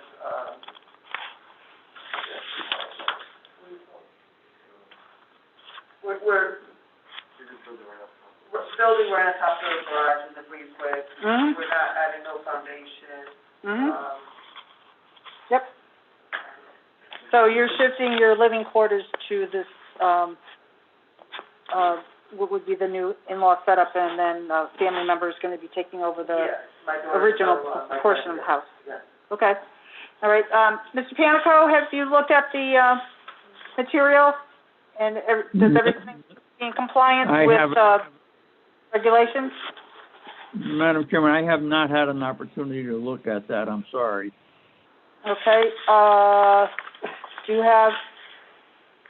My concern is can you pull up the architectural, because it's that. I've been having a lot of difficulty with this computer today. And I was having trouble at my home. I can give it a try. Yeah, it's one of the things that we always are concerned about is that there's a wall that Common wall. Common wall. Thank you, Commissioner Parkins. The common wall, where the access is from the original portion of the house to the in-law setup. Is there going to be? So, yeah. Use the mouse. Going through all like the regulations, so. Yep. Stay there, no? Yeah, you just stay there. Sorry, everyone, Chris Hernandez. Okay. Common wall would be this wall right here. This would be the adjoining bedrooms on this side of the main house. Speak more into the mic, please. Oh, I'm sorry. Okay. So this line right here would be the common wall against our house, the main house. And then so those bedrooms would basically be adjoining. We'd have our children's bedrooms here and their bedrooms right there. Okay, is there a doorway that leads from the existing portion of the house to the So we were saying needed the 2 separate, stairways would be the deck on the back by the kitchen. In the front. Going down, and then we would have one on the inside of the living room going into the garage. Right. Like an L-shaped staircase. Madam Chairman, I'm just looking at the floor plan. It looks like there is a connection from the end of the kitchen area into the what is the apparently a washer dryer area of the master bedroom. Is that what we're concerned about? No, that's not it. I'm sorry. No, That's wrong. That's all within the same unit. Yeah, there's an exterior, there's a exit to the exterior, right to the right of the refrigerator in the kitchen, that leads out to a deck. And then if you look down the drawing, to the left of what's identified as the master bedroom is a staircase that goes down to the garage. Does that, to the, Down to the- right? Yeah, but right above where your red pointer is, go up.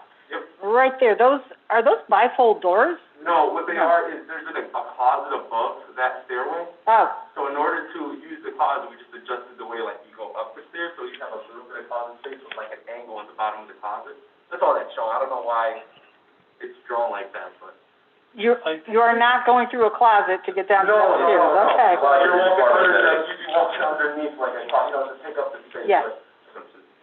Mr. O'Neill, what were you going to say? This is part of the bedroom. The staircase is just showing you how it goes down to the first floor. Yeah, it's kind of like a phase through to show the view.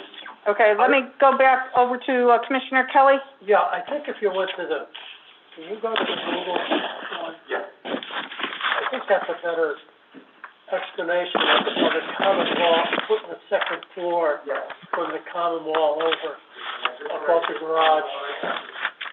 Who are you looking at? Madam Chairman, it doesn't look like he has the proper connection from what I can tell. I would agree. Yeah. There needs to be a common doorway between the living area of the existing unit and the living area of the proposed unit. And that I don't see that. They're not showing a first floor site plan. That's what we need to see, the first floor, how they're Correct. accessing that. Or the living floor of the existing unit adjacent to the proposed floor plan of the new unit. Right. My understanding of this, Having a stairway that goes down into the garage doesn't meet it in my estimation. these living quarters are to be, built above the garage, Yeah. correct? Okay. Yeah. And you do have a common wall Yep. between the existing bedrooms and the proposed addition. But what Mr. Panico is saying is our regulations, require a connection between the two, some kind of doorway. So I've been in contact with Josh and going back and forth, and he was saying, as long as we have the two exit doorways, we should be okay. And that's why we went so hard on trying to figure out where to put that second doorway. So we have one right off the kitchen, and then the other one is going to be accessible from basically our living room area, and you'll be able to go down and you go right into the garage, and then the garage door is an exit. So he was saying because it's in two different areas, there should be no issue regarding the two variants or the two doorways that, however you want it. That's fine as far as access and egress from the proposed unit. But Right. that doesn't make the proposed unit contiguous with the existing unit. Exactly. They are on, the two levels have to connect somehow. And The original concept of this as an accessory unit was that people had large homes and they were going to take a portion of their home and allocate it to this other dwelling unit. That means it would have been part of the common living area. If you're going to create something brand new and tie it into the existing house, well, then you need to have a common connection between the two. And it's, not through the outside. Yeah, the one that goes out to the deck, that's like a fire escape kind of thing, and I'm sure it's far There's plenty of access and egress for emergency purposes to meet the code, et cetera, I would presume. That's what we were under the, we've been back and forth, this is our third drawing of this, trying to figure out, I thought we were, we were gonna do the door in between, but we were told instead of doing that, we could do this. Yeah, that staircase that goes down to the garage does not seem to meet our requirements. Mr. Panico, would you agree with that? I'm sorry, I didn't catch all of that. I was saying the staircase the stairs that go down to the garage does not seem to meet our requirements of an internal connection. Correct. Mm-hmm. Now, if somehow or other that stairway could be redesigned in such a way as to connect to whatever space is directly below that master bedroom, providing that's part of the living space downstairs, which it appears to be, that would accomplish it. As I look at the elevations and I see, I'm having difficulty with what's there now. I guess what's there now is a double garage. Yeah. Yes. Two-car garage with a roof a peaked roof overhead. And Is that the proposal or is that the existing? That's the existing. Looking at the architecture. Well, where, Garage doors are on the side. Say that again, Commissioner Parkins? The garage doors are on the side, so if you're looking at the second floor. oh, I see. Okay. That elevation that I'm looking at, the street elevation where it shows addition, is that a completely full addition? In other words, where does the existing house end? Does it end at that common wall all the way down? No, Mm-mm. no. No. If you look at the street view from Google, or are you looking at the elevation as part of the architectural drawing?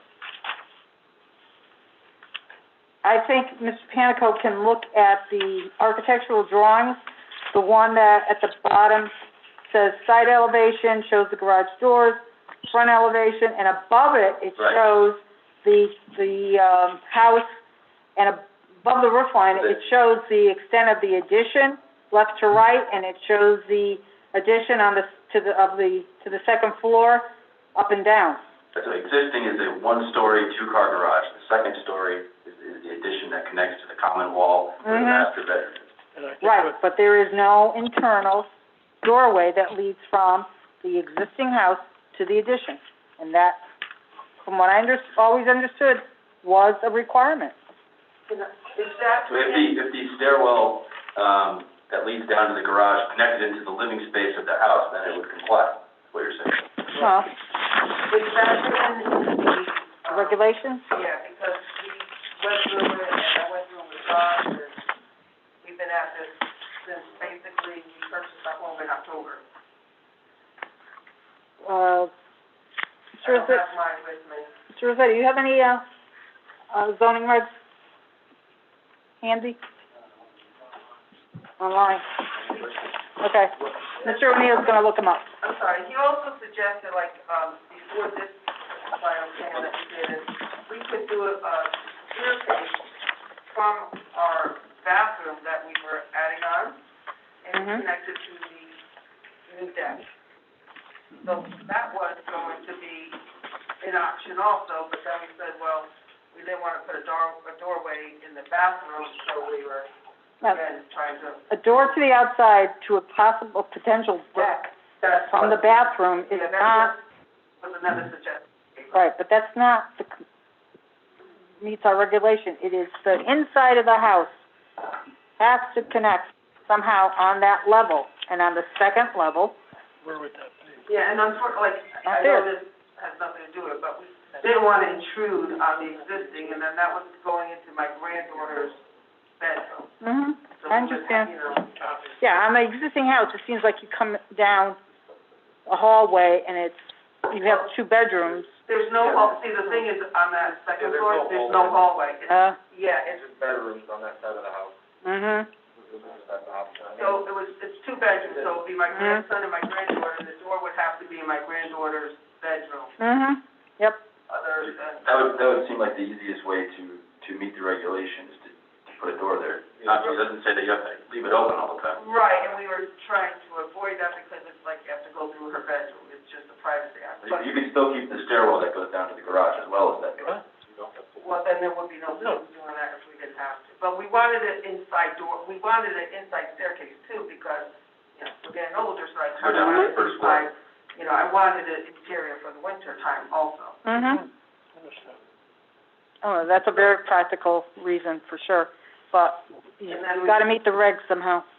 And that's written down because what, he never stated that we totally had to do that. Because again. We can't allow this to become a duplex. Commissioner Parkins, you wanna repeat that? All right, so we can't allow this to become a duplex. It's an accessory apartment, not a duplex. A duplex is That's an correct. Yeah, that, keeping it in this manner, in this design, would make this more of a house that's a duplex and not an accessory apartment, which has to have an interior connection. And the staircase going down is not that kind of connection. So, in the existing home, also what we're doing is adding a doorway Mm-hmm, from the garage mm-hmm, to the existing breezeway. mm-hmm. So it's downstairs. Yeah. Okay, Mr. Panico, did you hear that? Does that- Well, have him repeat it, because I thought I heard it, but I'm not sure. Okay, Having we're a doorway from the garage to where? to the breezeway that's on the first floor. The garage No. is on the first floor No. to the right of it. If you look at the, street view, you can see a little recessed porch, and behind that is the breezeway. That's an option that the applicant had been considering. And what would he propose to do? Have that connection be on the first floor between the garage and the breezeway and the main portion of the house. Does that meet And then how do you get to this unit from the first floor? from that staircase that is, starts and stops in the garage? But the staircase is in the wrong place.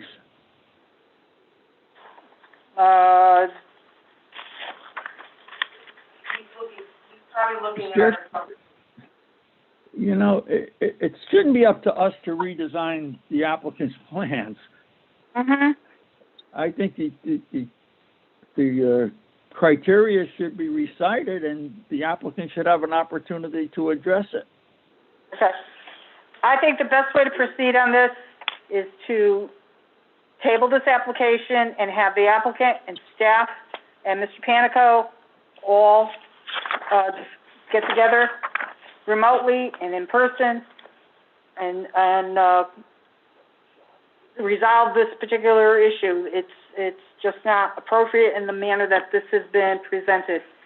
Well, with all due respect, why wasn't this addressed when we submitted the pictures? I mean, we changed it because the first one didn't work, so. I have no idea because until this was put online, this is the Because this. only opportunity I had to, is when I was, aware of this. So this staircase though is basically gonna have the fire code wall because it's a garage. And the staircase would go, down into the garage or either into ours, wouldn't that? No, that is not meeting the regulation, that you have to have an interior connection, and I believe it has to be on the same floor. Commissioner Harkins, Go ahead, what you got? why It needs to be livable area to livable area.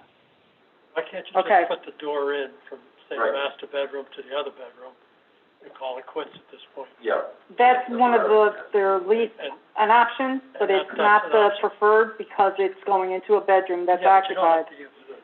But, exactly right, that's what Mr. O'Neill said about 5 minutes ago. It's a doorway that does not need to be open. It's just allows us to, the applicant to meet the regulations. Right. Hey, Jenny, Commissioner Wadowski. Hi, Commissioner Adamski. I'll be more than happy to make a motion to table this until we have a better set of plans and they can work with staff and Mr. Panico. Okay. I hear that. Is there, okay, so we have a motion to table from Commissioner Adamski. Sorry, so they made a motion to approve the application with that one doorway added. I think it's, listen to what Commissioner Adamski said, to work out everything, come back with a better set of plans.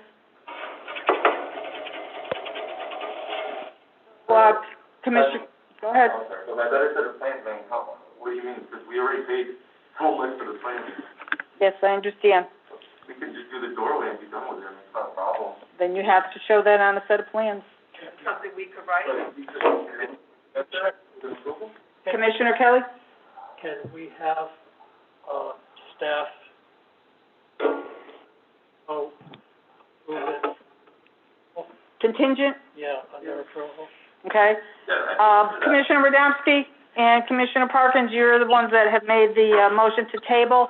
Commissioner Kelly is, wondering, could we amend that particular to an approval contingent on the applicant successfully coming up with a, an interior doorway requirement? Give me your thoughts on that.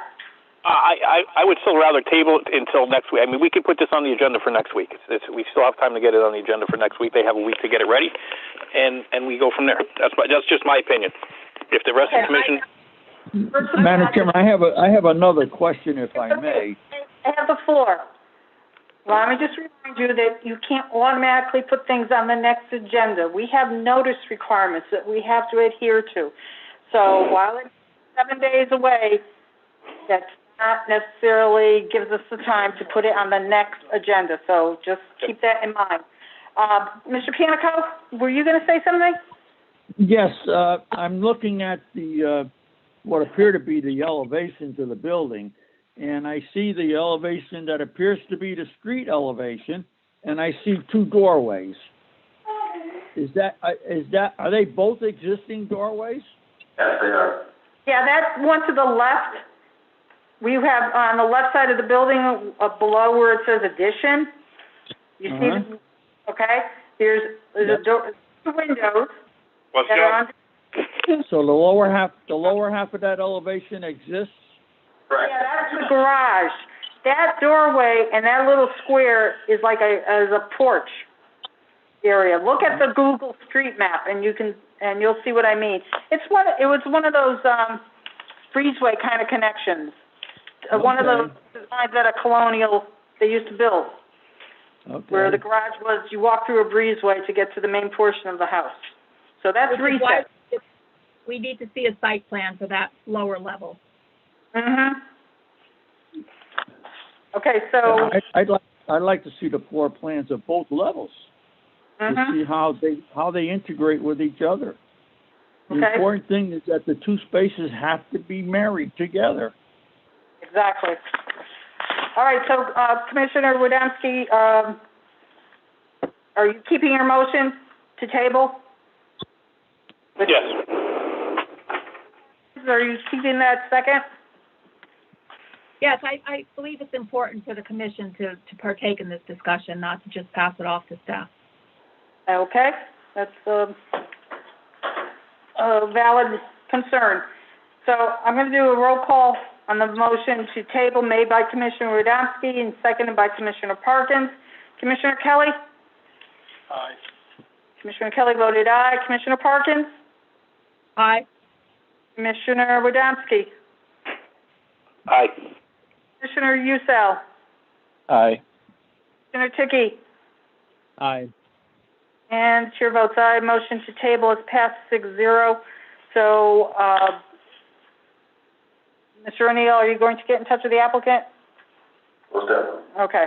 So staff will be in touch with you to set up a discussion. I would strongly urge that it be a three-way conversation with the staff, the applicant, and Mr. Panico to make sure that any of the diagrams, site plans, whatever, drawings that are submitted are the ones that are appropriate, that Mr. Panico would feel comfortable with, and to make sure that they reflect what our regulations require. And when was the table meeting? Rossetti, what's our March meeting date? March 9th would be the next eligible meeting. Okay, so you have, and everything has to be submitted, is that a Tuesday? Okay, so everything has to be submitted to be uploaded the Thursday before. 1 week before, so by March 2nd. Okay, so you have approximately a week and a half, 2 weeks to get this all resolved. So, just to clarify, you want me to have the architect draw up the site, the interior floor plans for the existing home, For the first floor. so I have to pay more money for that, which Mm-hmm. is just a basic colonial, Mm-hmm. doesn't make sense, but then you also want the second floor. So I have Mr. to pay- Panico? We have a second. Yeah, you have the second floor. From the existing. It doesn't necessarily have to be done by the architect. As long as somebody can show a layout of the floor so we can see the spaces in the existing building and the spaces in the proposed creation. But if we do photos, we'll take pictures on our cell phone, we do photos, is that something we can do? You're shaking No. your head no? No. Okay, so, Photos are acceptable as accessory kind of documentation, but we cannot use those as, because we need dimensions and a layout. so, When did they buy the house? Last October. So shouldn't, with the real estate or whatever, with the closing, shouldn't you No. have drawings or something? for the interior? Yeah. What we have from the website, from myself. Hmm. And I tried to do all the things myself, and I totally wrong. Yeah. So, can we just draw, so, We have had problems in the past where we have sketches that are submitted, and they're just not usable. So, I can't hear you. So who do we hire to draw these pictures? We don't need an architect, but I can't draw them, so do I just? you want them to scale? You want the Yeah. drawings to scale? You want every bedroom to scale? What, you're on the first floor? Okay, and so the existing home, Mm-hmm. you want the existing home from the first floor to the second floor Mm-hmm. to scale, a drawing We to need scale. something that shows the interior connection and shows it in a manner that there aren't going to be any questions from Mr. Panico as to, okay, this doesn't look correct. One wall, I'm confused by what Why don't you The get, important thing is there needs to be continuity of access between the principal unit and the accessory unit. uh-huh, My question and my concern is, am I hiring the drawer, because I was, Sean Kelly, am I hiring him again to give me a scale drawing of the existing home, top to bottom? Mrs. Vizzo, that's up to you, and I would suggest that you, Mr. O'Neill, and Mr. Panico do a conference call and work this all out, and then you could take it from there as to what you need to do to meet the requirements that are in our regulations. Well, I thought we did that, so that's why I want to make sure that I learn you and I get the accurate information, because that's why I'm here in front of you, because I thought everything was done. And my recommendation is, you have Mr. O'Neill, Mr. Panico, who has years of experience, knows our regulations inside and out, and will address any concerns as to whether or not you've got that connection that meets our requirements. And I don't have a problem with that, I just, my son-in-law could draw it, but if you wanted to scale, I mean, we can kind of do that, but I need to be more, Mr. Panico may, if he saw something, he may say, okay, this takes care of it, and if not, he will advise you as to, you need a little bit more here and there. Mr. Panico, how does that sound to you? I don't think it's necessary to have to go back to the architect if that's what the applicant is concerned, the architectural fees. If someone takes that floor plan and expands it on the right-hand side and shows how that space that abuts the new space is divided, where are the walls, what are the spaces used for? Are they bedrooms? Are they bathrooms? What are they? We have no way of guessing. We don't know the unit. Yeah, And so that you're can be referring done to by me? anyone who can do it carefully with a scale can do it. It doesn't have to go back to the architect. Carolyn, if I may interject, why would, if they had explained to the architect that they were applying in Shelton for an accessory dwelling, would the architect not have known what our regulations were and prepared the plans accordingly? he did, You would think so.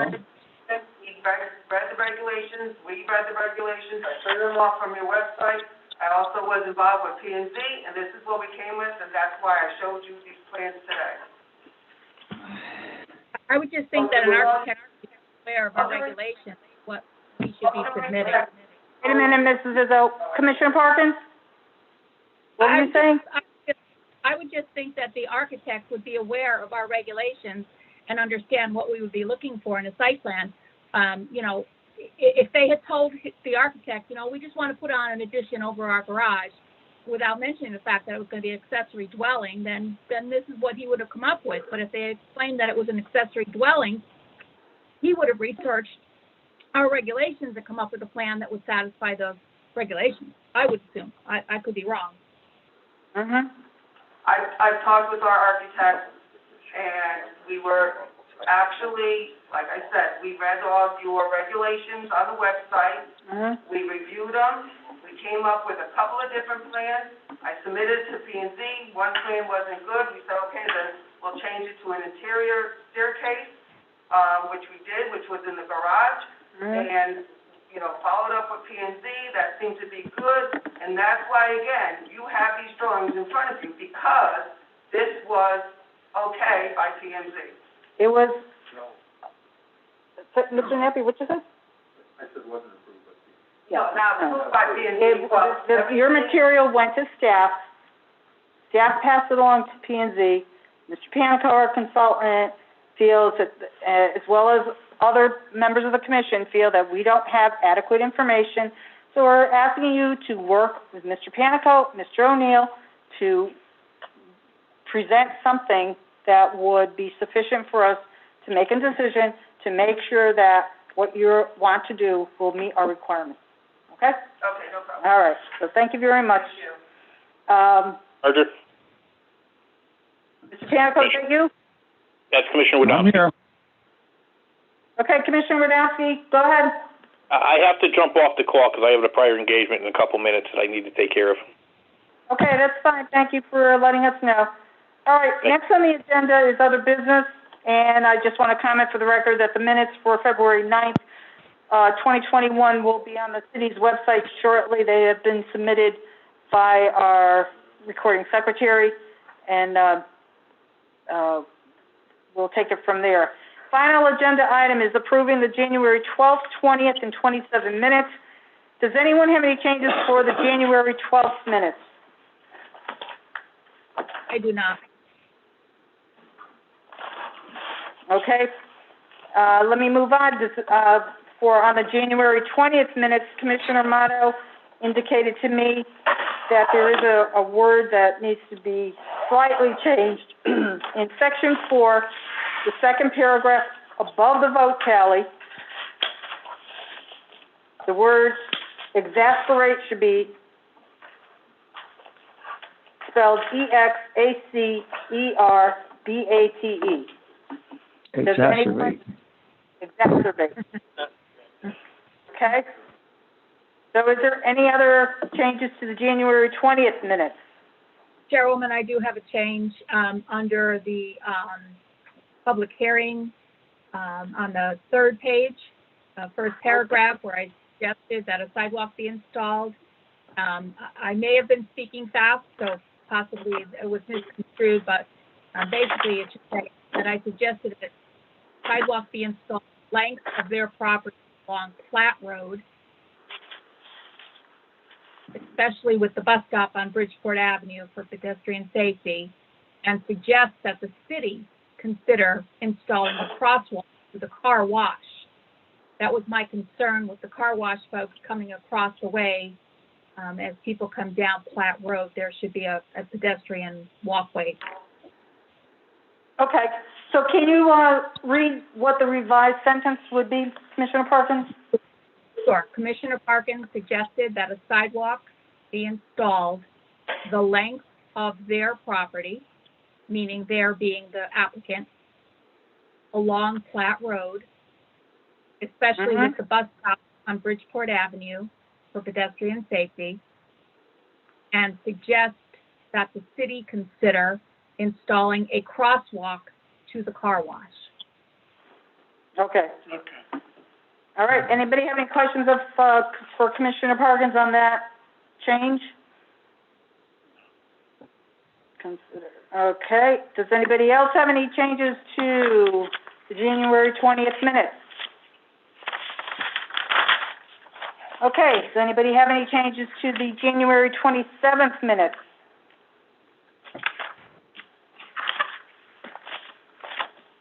Okay, hearing no changes.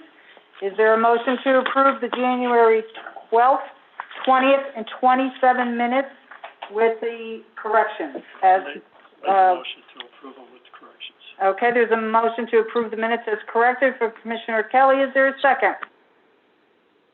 I will second, Commissioner Parkins. Second, Commissioner Parkins. On a roll call, Commissioner Ticky, Aye. Commissioner Usel, Aye. Commissioner Commissioner Wodanski left. Commissioner Parkins, Aye. Commissioner Kelly, Aye.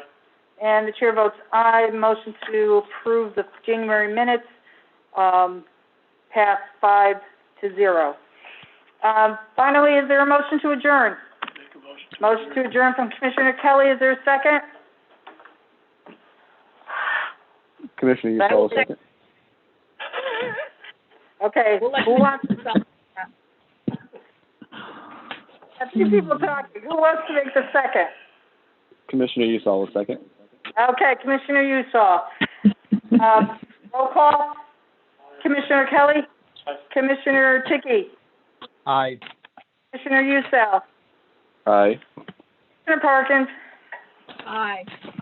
Votes aye. The motion to adjourn has passed 5-0. This meeting has been adjourned as of 6:50.